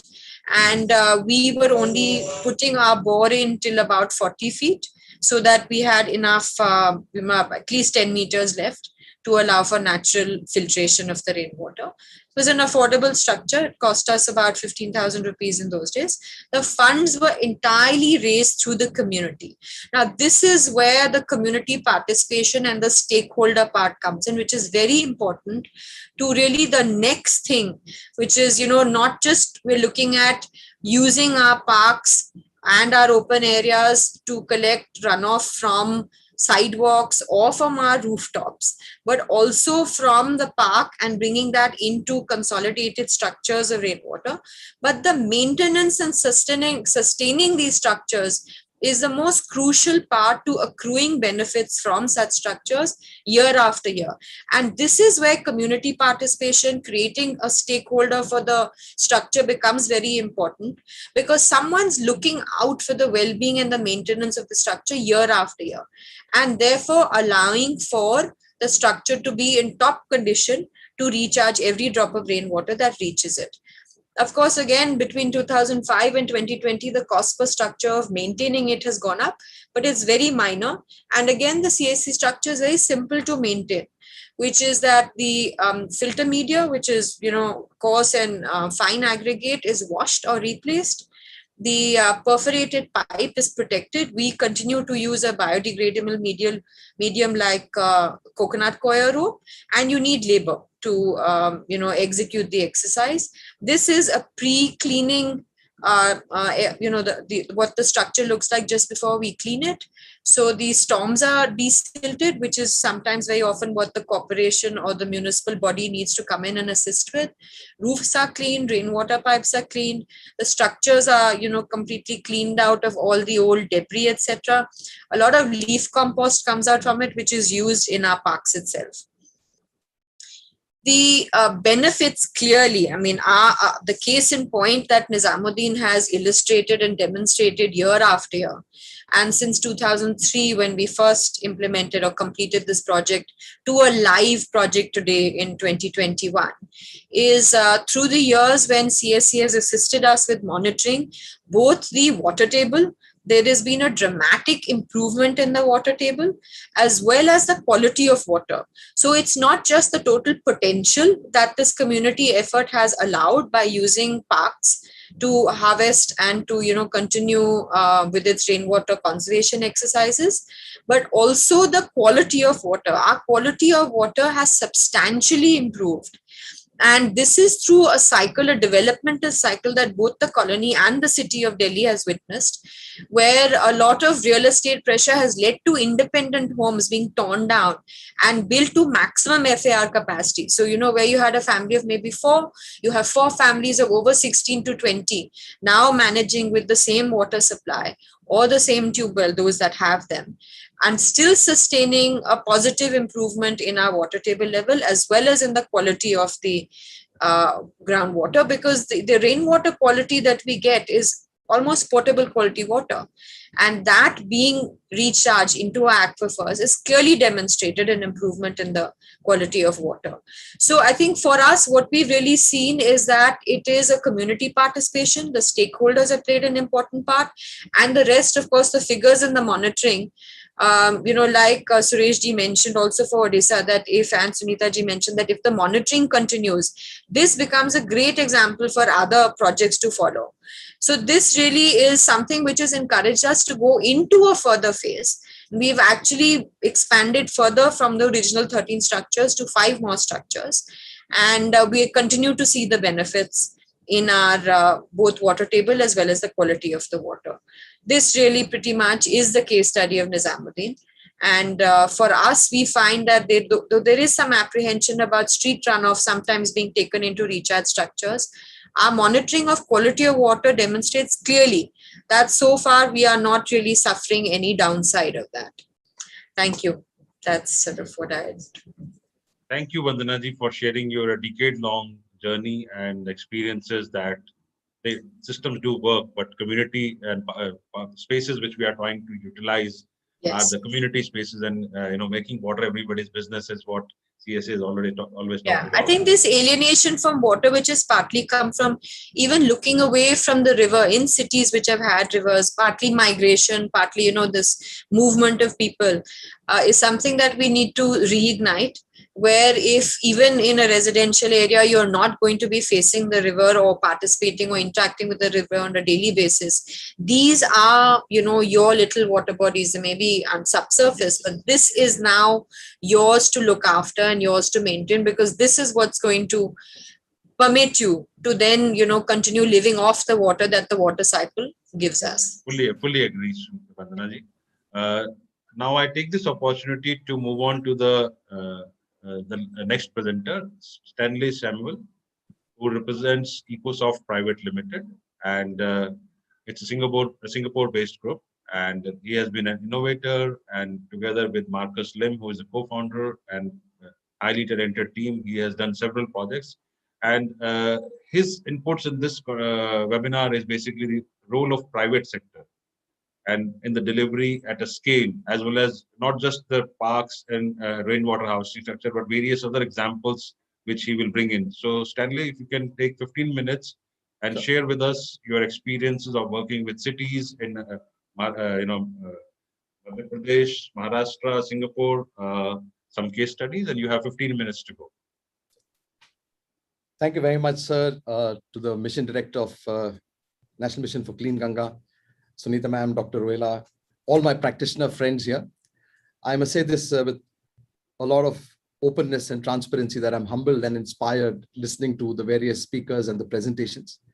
Humbled because of the excellent progress that has been made, and inspired because of the renewed passion, the enthusiasm, and this whole discussion about from fragmented approach to convergence, from just looking at drinking water to looking at the whole water cycle, from looking at only just maybe urban aspects, but also combining that with the rural aspects. So as a social enterprise, we are a hybrid business model. We have a for-profit and a not-for-profit that coexists. And what we're going to do here is essentially today talk about the context. And I'm coming from a totally different perspective, because I used to wake up at 4 a.m. to fill water. I moved to New Delhi about 29 years ago, and I was again getting up at 4 a.m. to steal water from the neighbor's tank. And now I'm living in Singapore, where we are among the most water-stressed nation in the world. We import about 250 million gallons of water every day. And in a 700 square kilometer island, we dedicate almost about 67 to 70% of the land for storing water, rainwater, stormwater, recycling water, and closing the loop as much as possible. So that's the context. The other one I'm going to share with you in humility is about water resilience through circularity, through decentralized solutions. And I'm only going to share with you very quickly our journey and some of the projects. And Dr. Rohila has requested specifically to focus on some important aspects. He has a lot of the project fact sheets. We're happy to share more, and not here to promote our company or technology in any way. It's just a humble sharing. And there's a lot of good work happening. And if we can connect the dots somewhere, I think that'll be a good one. But very importantly, we forget We talked about ancient versus modern. I grew up in Jabalpur, where I was born and raised. The Gond kings 1400 years ago built 72 lakes that were interconnected across the whole city. And today we have less than 32 of them that are still around. Some have become stadiums, some have become commercial malls, and all other things that happen normally. But I'd also like to leave you with some lessons learned on this very artist journey. So the first thing I want to start with is that water poverty is a global phenomenon. And I say this because the fight for fresh potable water is only going to get intense across agriculture, industry, and domestic habitats. As Dr. Rohila mentioned, that almost about 2/3 of the world's population is living in water-stressed regions, very clearly. Rivers know no boundaries anymore, and we are faced with this harsh reality of water shortage, water scarcity, and water quality issues. And we're trying to address these three things together, which is not easy. When I talk about water shortage, it's about gap in demand supply. And that's really going to be the central theme and focus of my sharing today. When we talk about scarcity, it's about depletion of resources or sources that we have, be they groundwater, surface water bodies. And we talk about quality, it's about abatement of pollution that our mission director has also mentioned in his opening remarks. Now, if you look at the projection for 2030, I don't want to dwell too much on this, but across the world, most of the basins based on the water usage are going to be generally in a deficit mode. It's all about who is going to be more deficit than the other and who is going to be more dependent on the other, because as I mentioned, rivers and water bodies know no boundaries, aquifers know no boundaries. And if I look at India, and I have, of course, data for other countries as well, you can look at the Water Resource Group report for 2030. If you look at India, minor, maybe surplus areas, but most of the rest of the basins are going to be generally deficit if we're going to be continuing to operate business as usual. And this is something that we have to pause and think. And I'm very happy to see some of the presentations and the discussions and the reports that you're talking about, where this is going to be addressed in an integrated manner. On the other hand, we have this legacy of issues. Over 150 years, 200 years of industrialization, and this whole evolution of this structural, civil-based approach, where Sunita ma'am talked about pipes and running water pipes from one end to the other end, running sewage networks from one end to the other end. The left-hand chart is about 30 to 32% of the world's population. And even those grids, which were built about 50, 70, 100 years ago, are overloaded. And the right-hand side is clearly almost about 65 to 67% of the world's population that is living either on off-grid scenarios. They could be urban, they could be rural, or they could be living in dysfunctional grid where things are disconnected and disjointed. And this is quite common across the regions in which we are operating. Now, the debate here is not about whether centralized is better or decentralized is better. Friends, the bottom line is both are complementary. They don't compete with each other. Both have to coincide at some point in time. So the approach that we are taking is a bottom-up approach. There is a macro approach, there's a governance approach, there is the announcement of programs and schemes approach. All that is great. But I think ultimately, both these have to converge at some point in time. So here's my first message is that make no mistake. When we talk of water, there is generally a perception of plenty. We have enough water. But the fact, my dear friends, is that there is going to be a global shortage of potable water. And this is confirmed by 2030. It's going to be as high as 40% region to region. India is not an exception, where I was born and raised. Has 16% of the world's population, but only 4% of the fresh water reserves. And you go country by country across Asia and different parts of the world, it's going to get exacerbated. So how do we become more water sensitive when we talk about addressing a gap in demand supply? Because that's staring us in the face. So no rocket science, experts, enough of wisdom out there, ancient and modern. We can either increase supply, very difficult. We can either reduce demand, which we can try to achieve, or we become more efficient with the way we manage water. And that's precisely the approach that we decided to embark upon in our own humble way through this social enterprise model, because there's no one size fits all. So our value proposition from when we started was very simple. we call it the 50-80-20 principle, is one way to meet this gap in demand supply or address this issue of water shortage, scarcity, and quality is to reduce demand by 50% or reduce the water footprint by 50%. And people today talk about water footprint only. I used to wake up in the night thinking about the virtual water footprint. Everything has a virtual water footprint. You'd have a cup of coffee, which may be 100 ml in your cup, but the virtual water footprint of that cup is 150 liters. You talk about a car manufacturing takes about 150,000 liters of water in its making. 1 kilogram of cotton takes about 10,000 liters to process and transform. A barrel of oil is about 12,000 liters, my apologies. I can go on and on and on. So it's not just about our daily nominal water footprint. We also have to become cognizant and more aware and more sensitive about our virtual water footprint from morning to night. Food for a family of 4 friends today takes about 27,000 liters of water to produce breakfast, lunch, and dinner. Why? Rice can take between 1,700 liters to 3,500 liters, depending on whether you're using a wet method or a semi-wet method.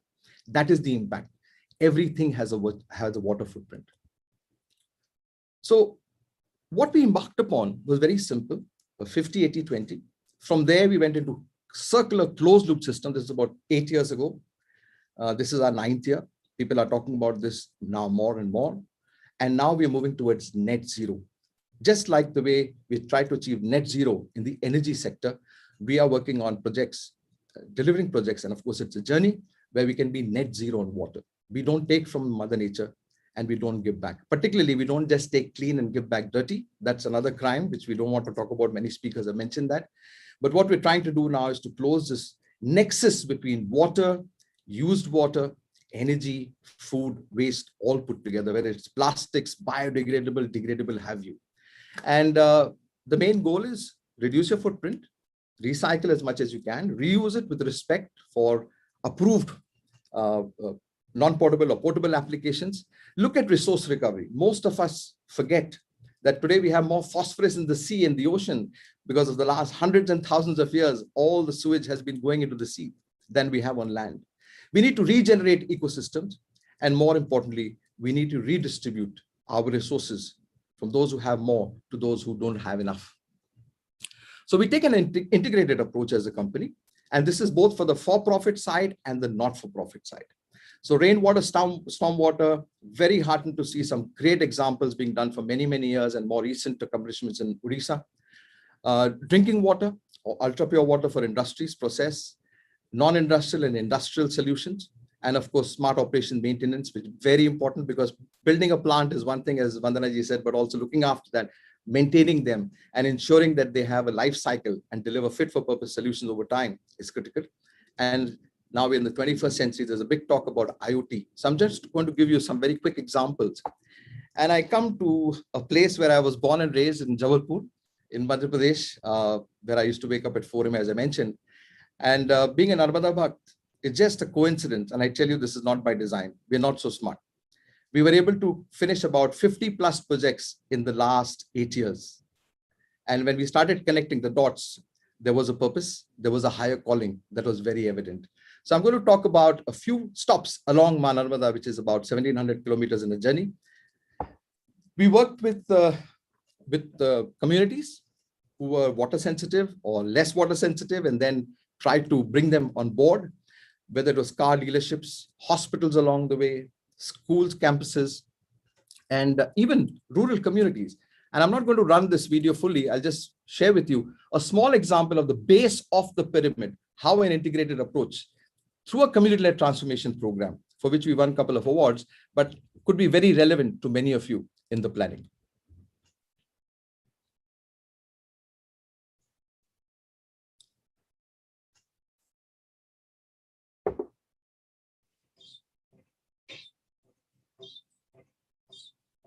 Silva Take, a small, marginalized and rural village near Jabalpur, is a model for first of its kind community-led transformation program in central India.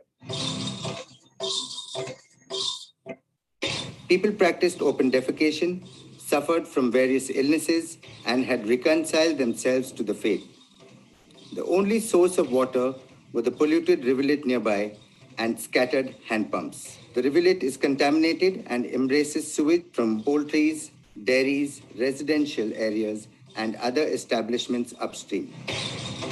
Women, men, and children spend about 2 to 4 hours each day to collect water to meet their daily needs and often fall ill from waterborne diseases.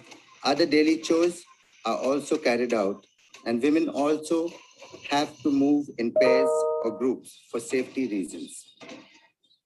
Hand pumps are scattered away from home. Women, accompanied by members of their families, queue up, wait, fill water, and then carry it back to their homes. The hand pumps often run dry, deliver dirty water. शौचालय है तो वो भी नहीं है, latrine वगैरह कहीं नहीं बने, सब जो बनाए थे वो भी गिर गए, बेकस गए, कुछ नहीं रहता। टंकी में पानी आता रहा, कुछ दिन आया, टंकी बिल्कुल बंद है। A community-led transformation program was launched in May 2013. Ecosoft, Samarth, together with Gram Vikas, envisioned to establish Silwa Take Village as a model and reference to scale up. A village committee was formed with 2 members, women and 2 men. हमारा नाम गंगा प्रसाद बर्मन। हम लोग यहाँ के नहीं, बरगी नगर के दुखेत के रहने वाले। एक दूसरे को बनाना और अपना घर परिवार भी चलाना। जब ऐसा काम चल रहा, पूरी व्यवस्था हमको मिल रही है, समस्या हो जाएगी खत्म। Each family signed up for constructing their latrines, bathing rooms, and overhead water tank that would provide them with 24/7 water supply. Each family agreed to have a water meter installed and would pay a volume-based fee for the water consumption. The community also agreed to integrate a wastewater treatment system that would be managed by them.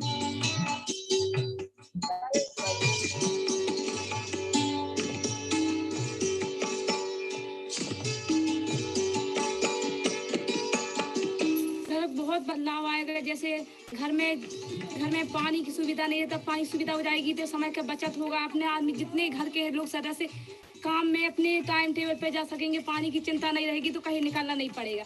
हम लोग के जैसे एकजुट होकर काम किए, ऐसे हर गांव वाले काम करें।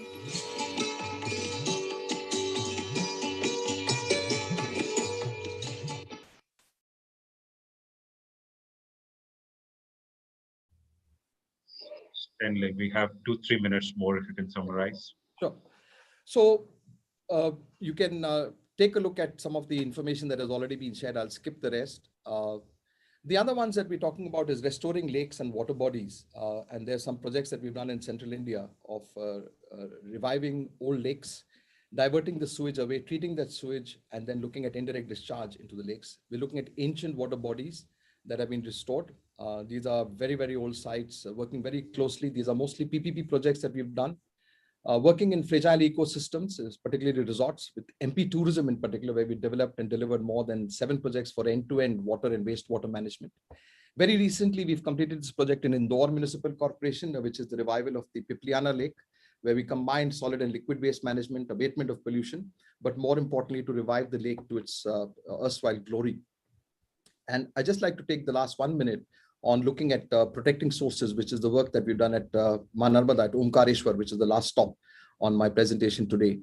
So this is typically the scenario as far as open drains are concerned. Of course, these pictures are dated. A lot of sewage drainage programs are now being implemented. Sanitation programs are now being implemented. But Singhas was the turning point for us when the state government was looking at how to address the issue of keeping the rivers clean. So instead of diverting the sewage, we had to then work across with various stakeholders, both at the state level and at the local level. And we built 4 in-situ treatment plants, again, nature-based technologies, using local media, using biological methods, low energy, low use of chemicals. And this whole journey was along with the community, the ashrams along the way. And today we're doing about 300,000 liters with the blessings of the local community, the Mahants and the Sons. You can see a lot of this work that is still under development because we're now moving to phase 2 and phase 3. But what we've been able to do, as Dr. Rajiv mentioned, is the sewage of one city becomes the drinking water input for another city. At least we've tried to break that chain across the 40-50 projects that we've already executed. A lot of the recycled water is used for the greenbelt development.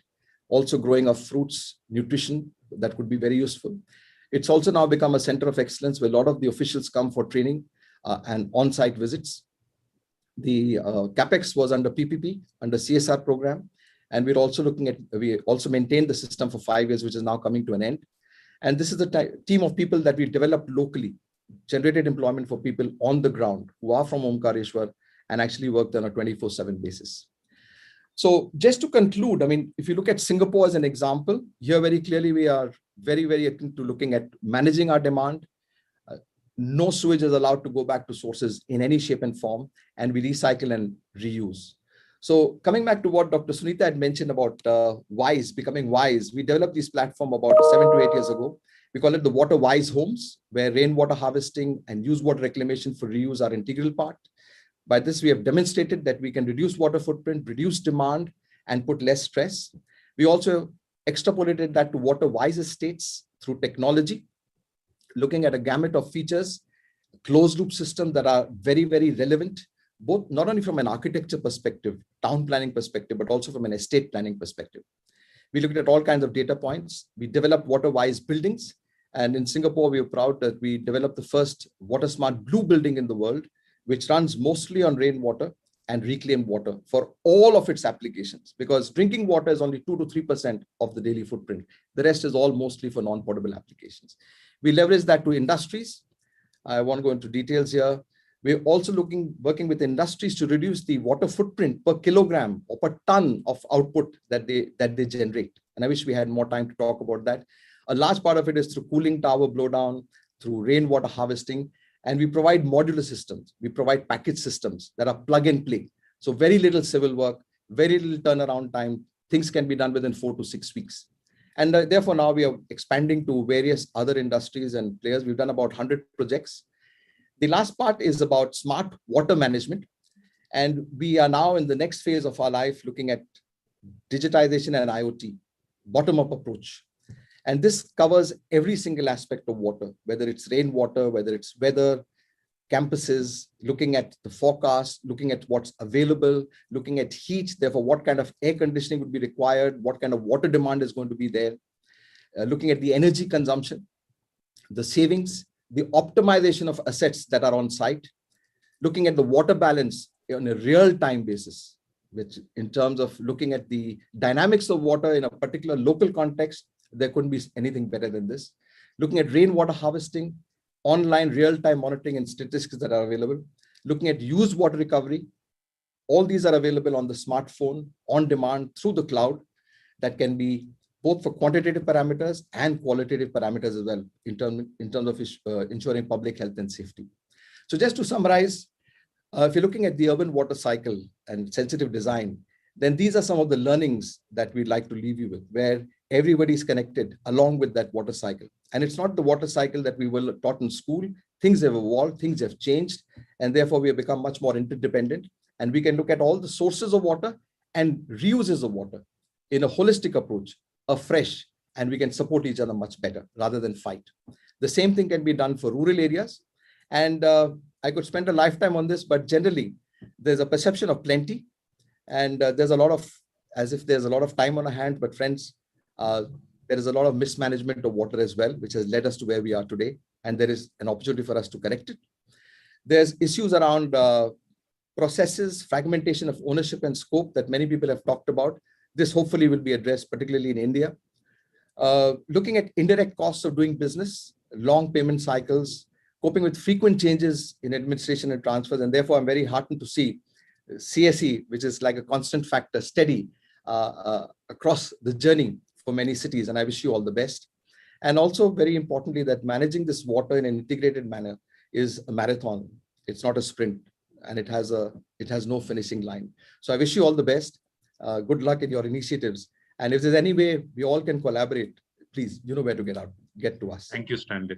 Thank you, Stanley, for this interesting presentation, because it's not just alone only some practicing architects or urban local bodies can do all these things. We will need more hands. And I think this presentation shows that you can still be contributing and, water sensitive design and planning, which is a innovation in practice. So very pleasing to see these interventions you have done. Thank you very much. If you can stop sharing the screen, then I'll open up the floor for question answers.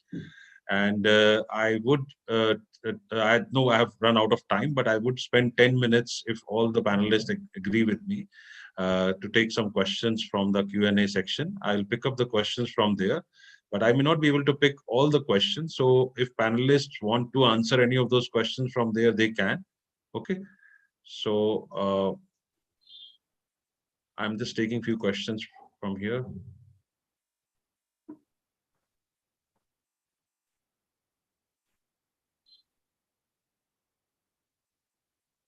Okay, so Sunita, I think this is question to you. How will the emerging discussion on local water management get into curriculum at school, college level, and also as an item of discussion at self-help group household level?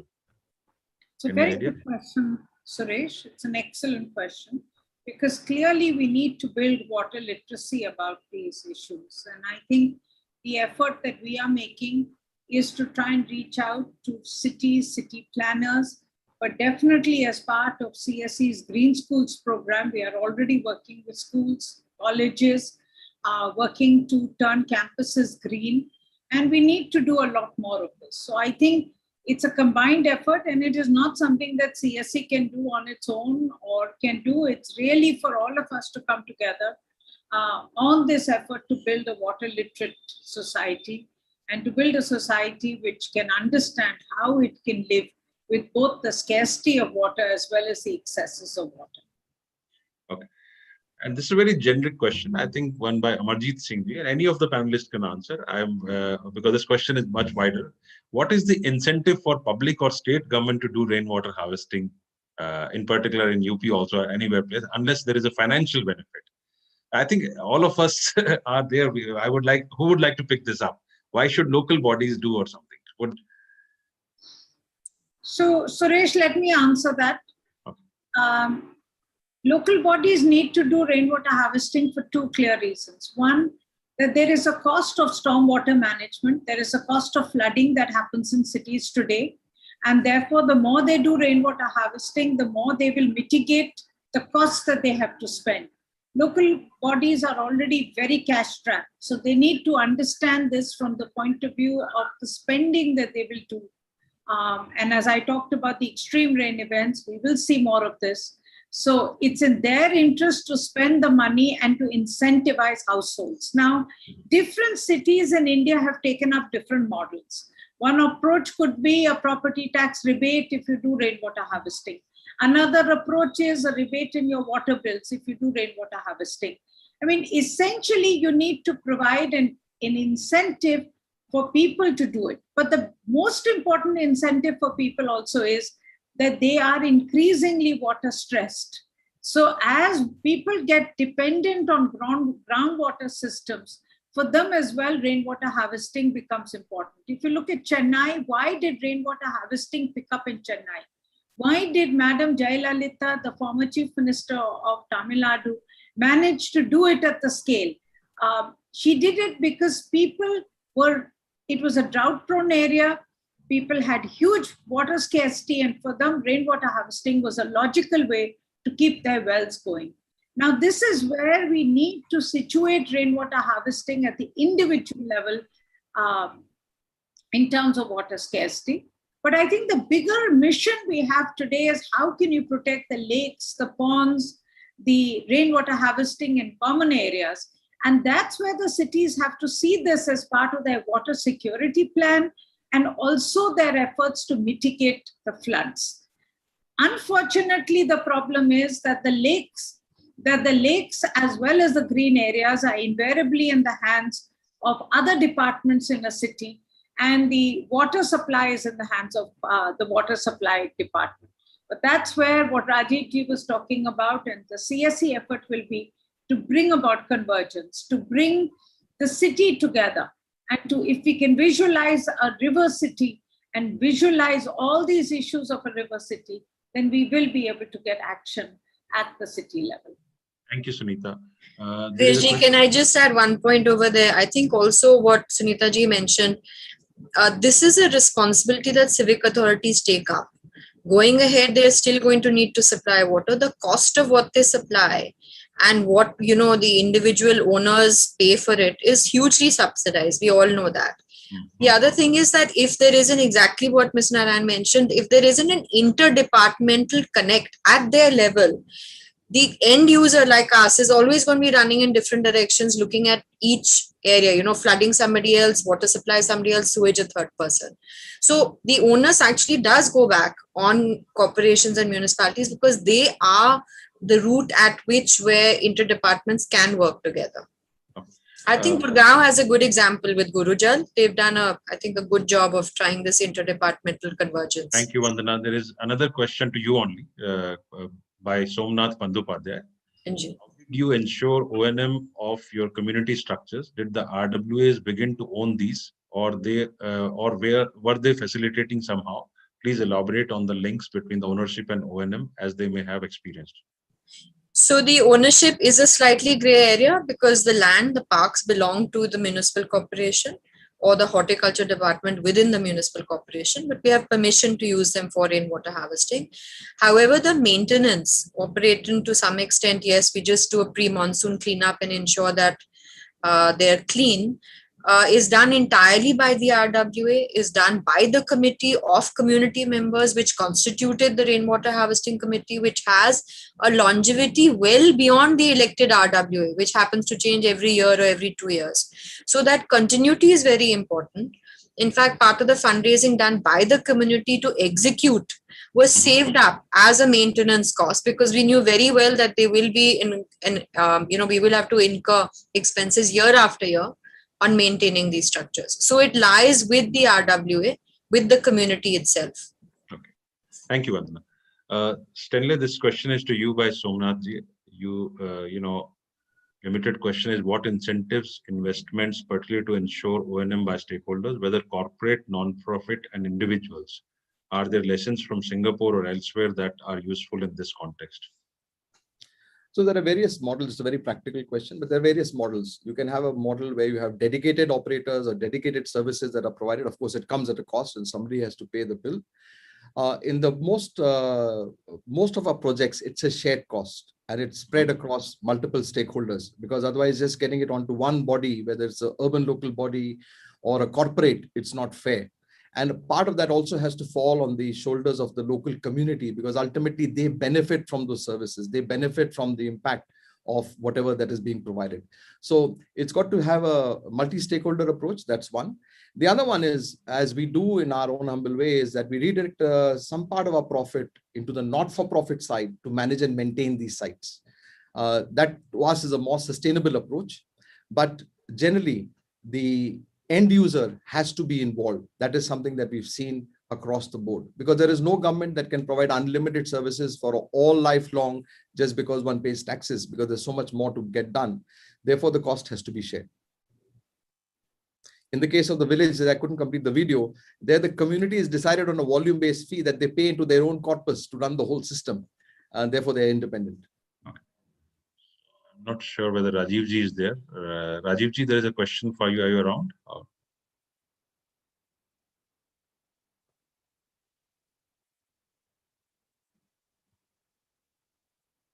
I think Rajiv ji is not around. I also need to leave. I have another meeting. So no problem. I think what I do is because we have run over time, so we have received quite a lot of questions, around 53 questions. We do take note of all the questions, and we will share these questions to the speakers. So if participants can put the name of the speaker and the question, and we can come back to them with the answers. So, but I would like to formally close the webinar with a big thanks to all the speakers as well as NMCG Sri Rajiv Ranjan ji sparing time from his busy schedule, Mati ji sparing time from his busy schedule, and my team and NMCG team who has worked day and night together to put this event together. And we are also looking forward to a series of activities, webinars, training programs, which we would do in coming months and this year. We have put the calendar out. And the next event under this series is August 4th, the webinar on connection between groundwater and riparian systems. This is August 4th, and keep a watch on this. So with this announcement, I would say thanks to all and my team who have put together this event. and all the participants who have joined from different parts of the world. Thank you very much. Thanks for Sunita for inspiring and guiding us through this. Thank you. Thank you very much. Thank you. Thank you, everyone. NMCG team, Madhavji, we are closing the meeting now.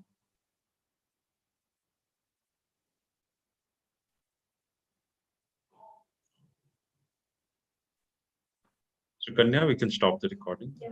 You can end it. We are ending. Thanks.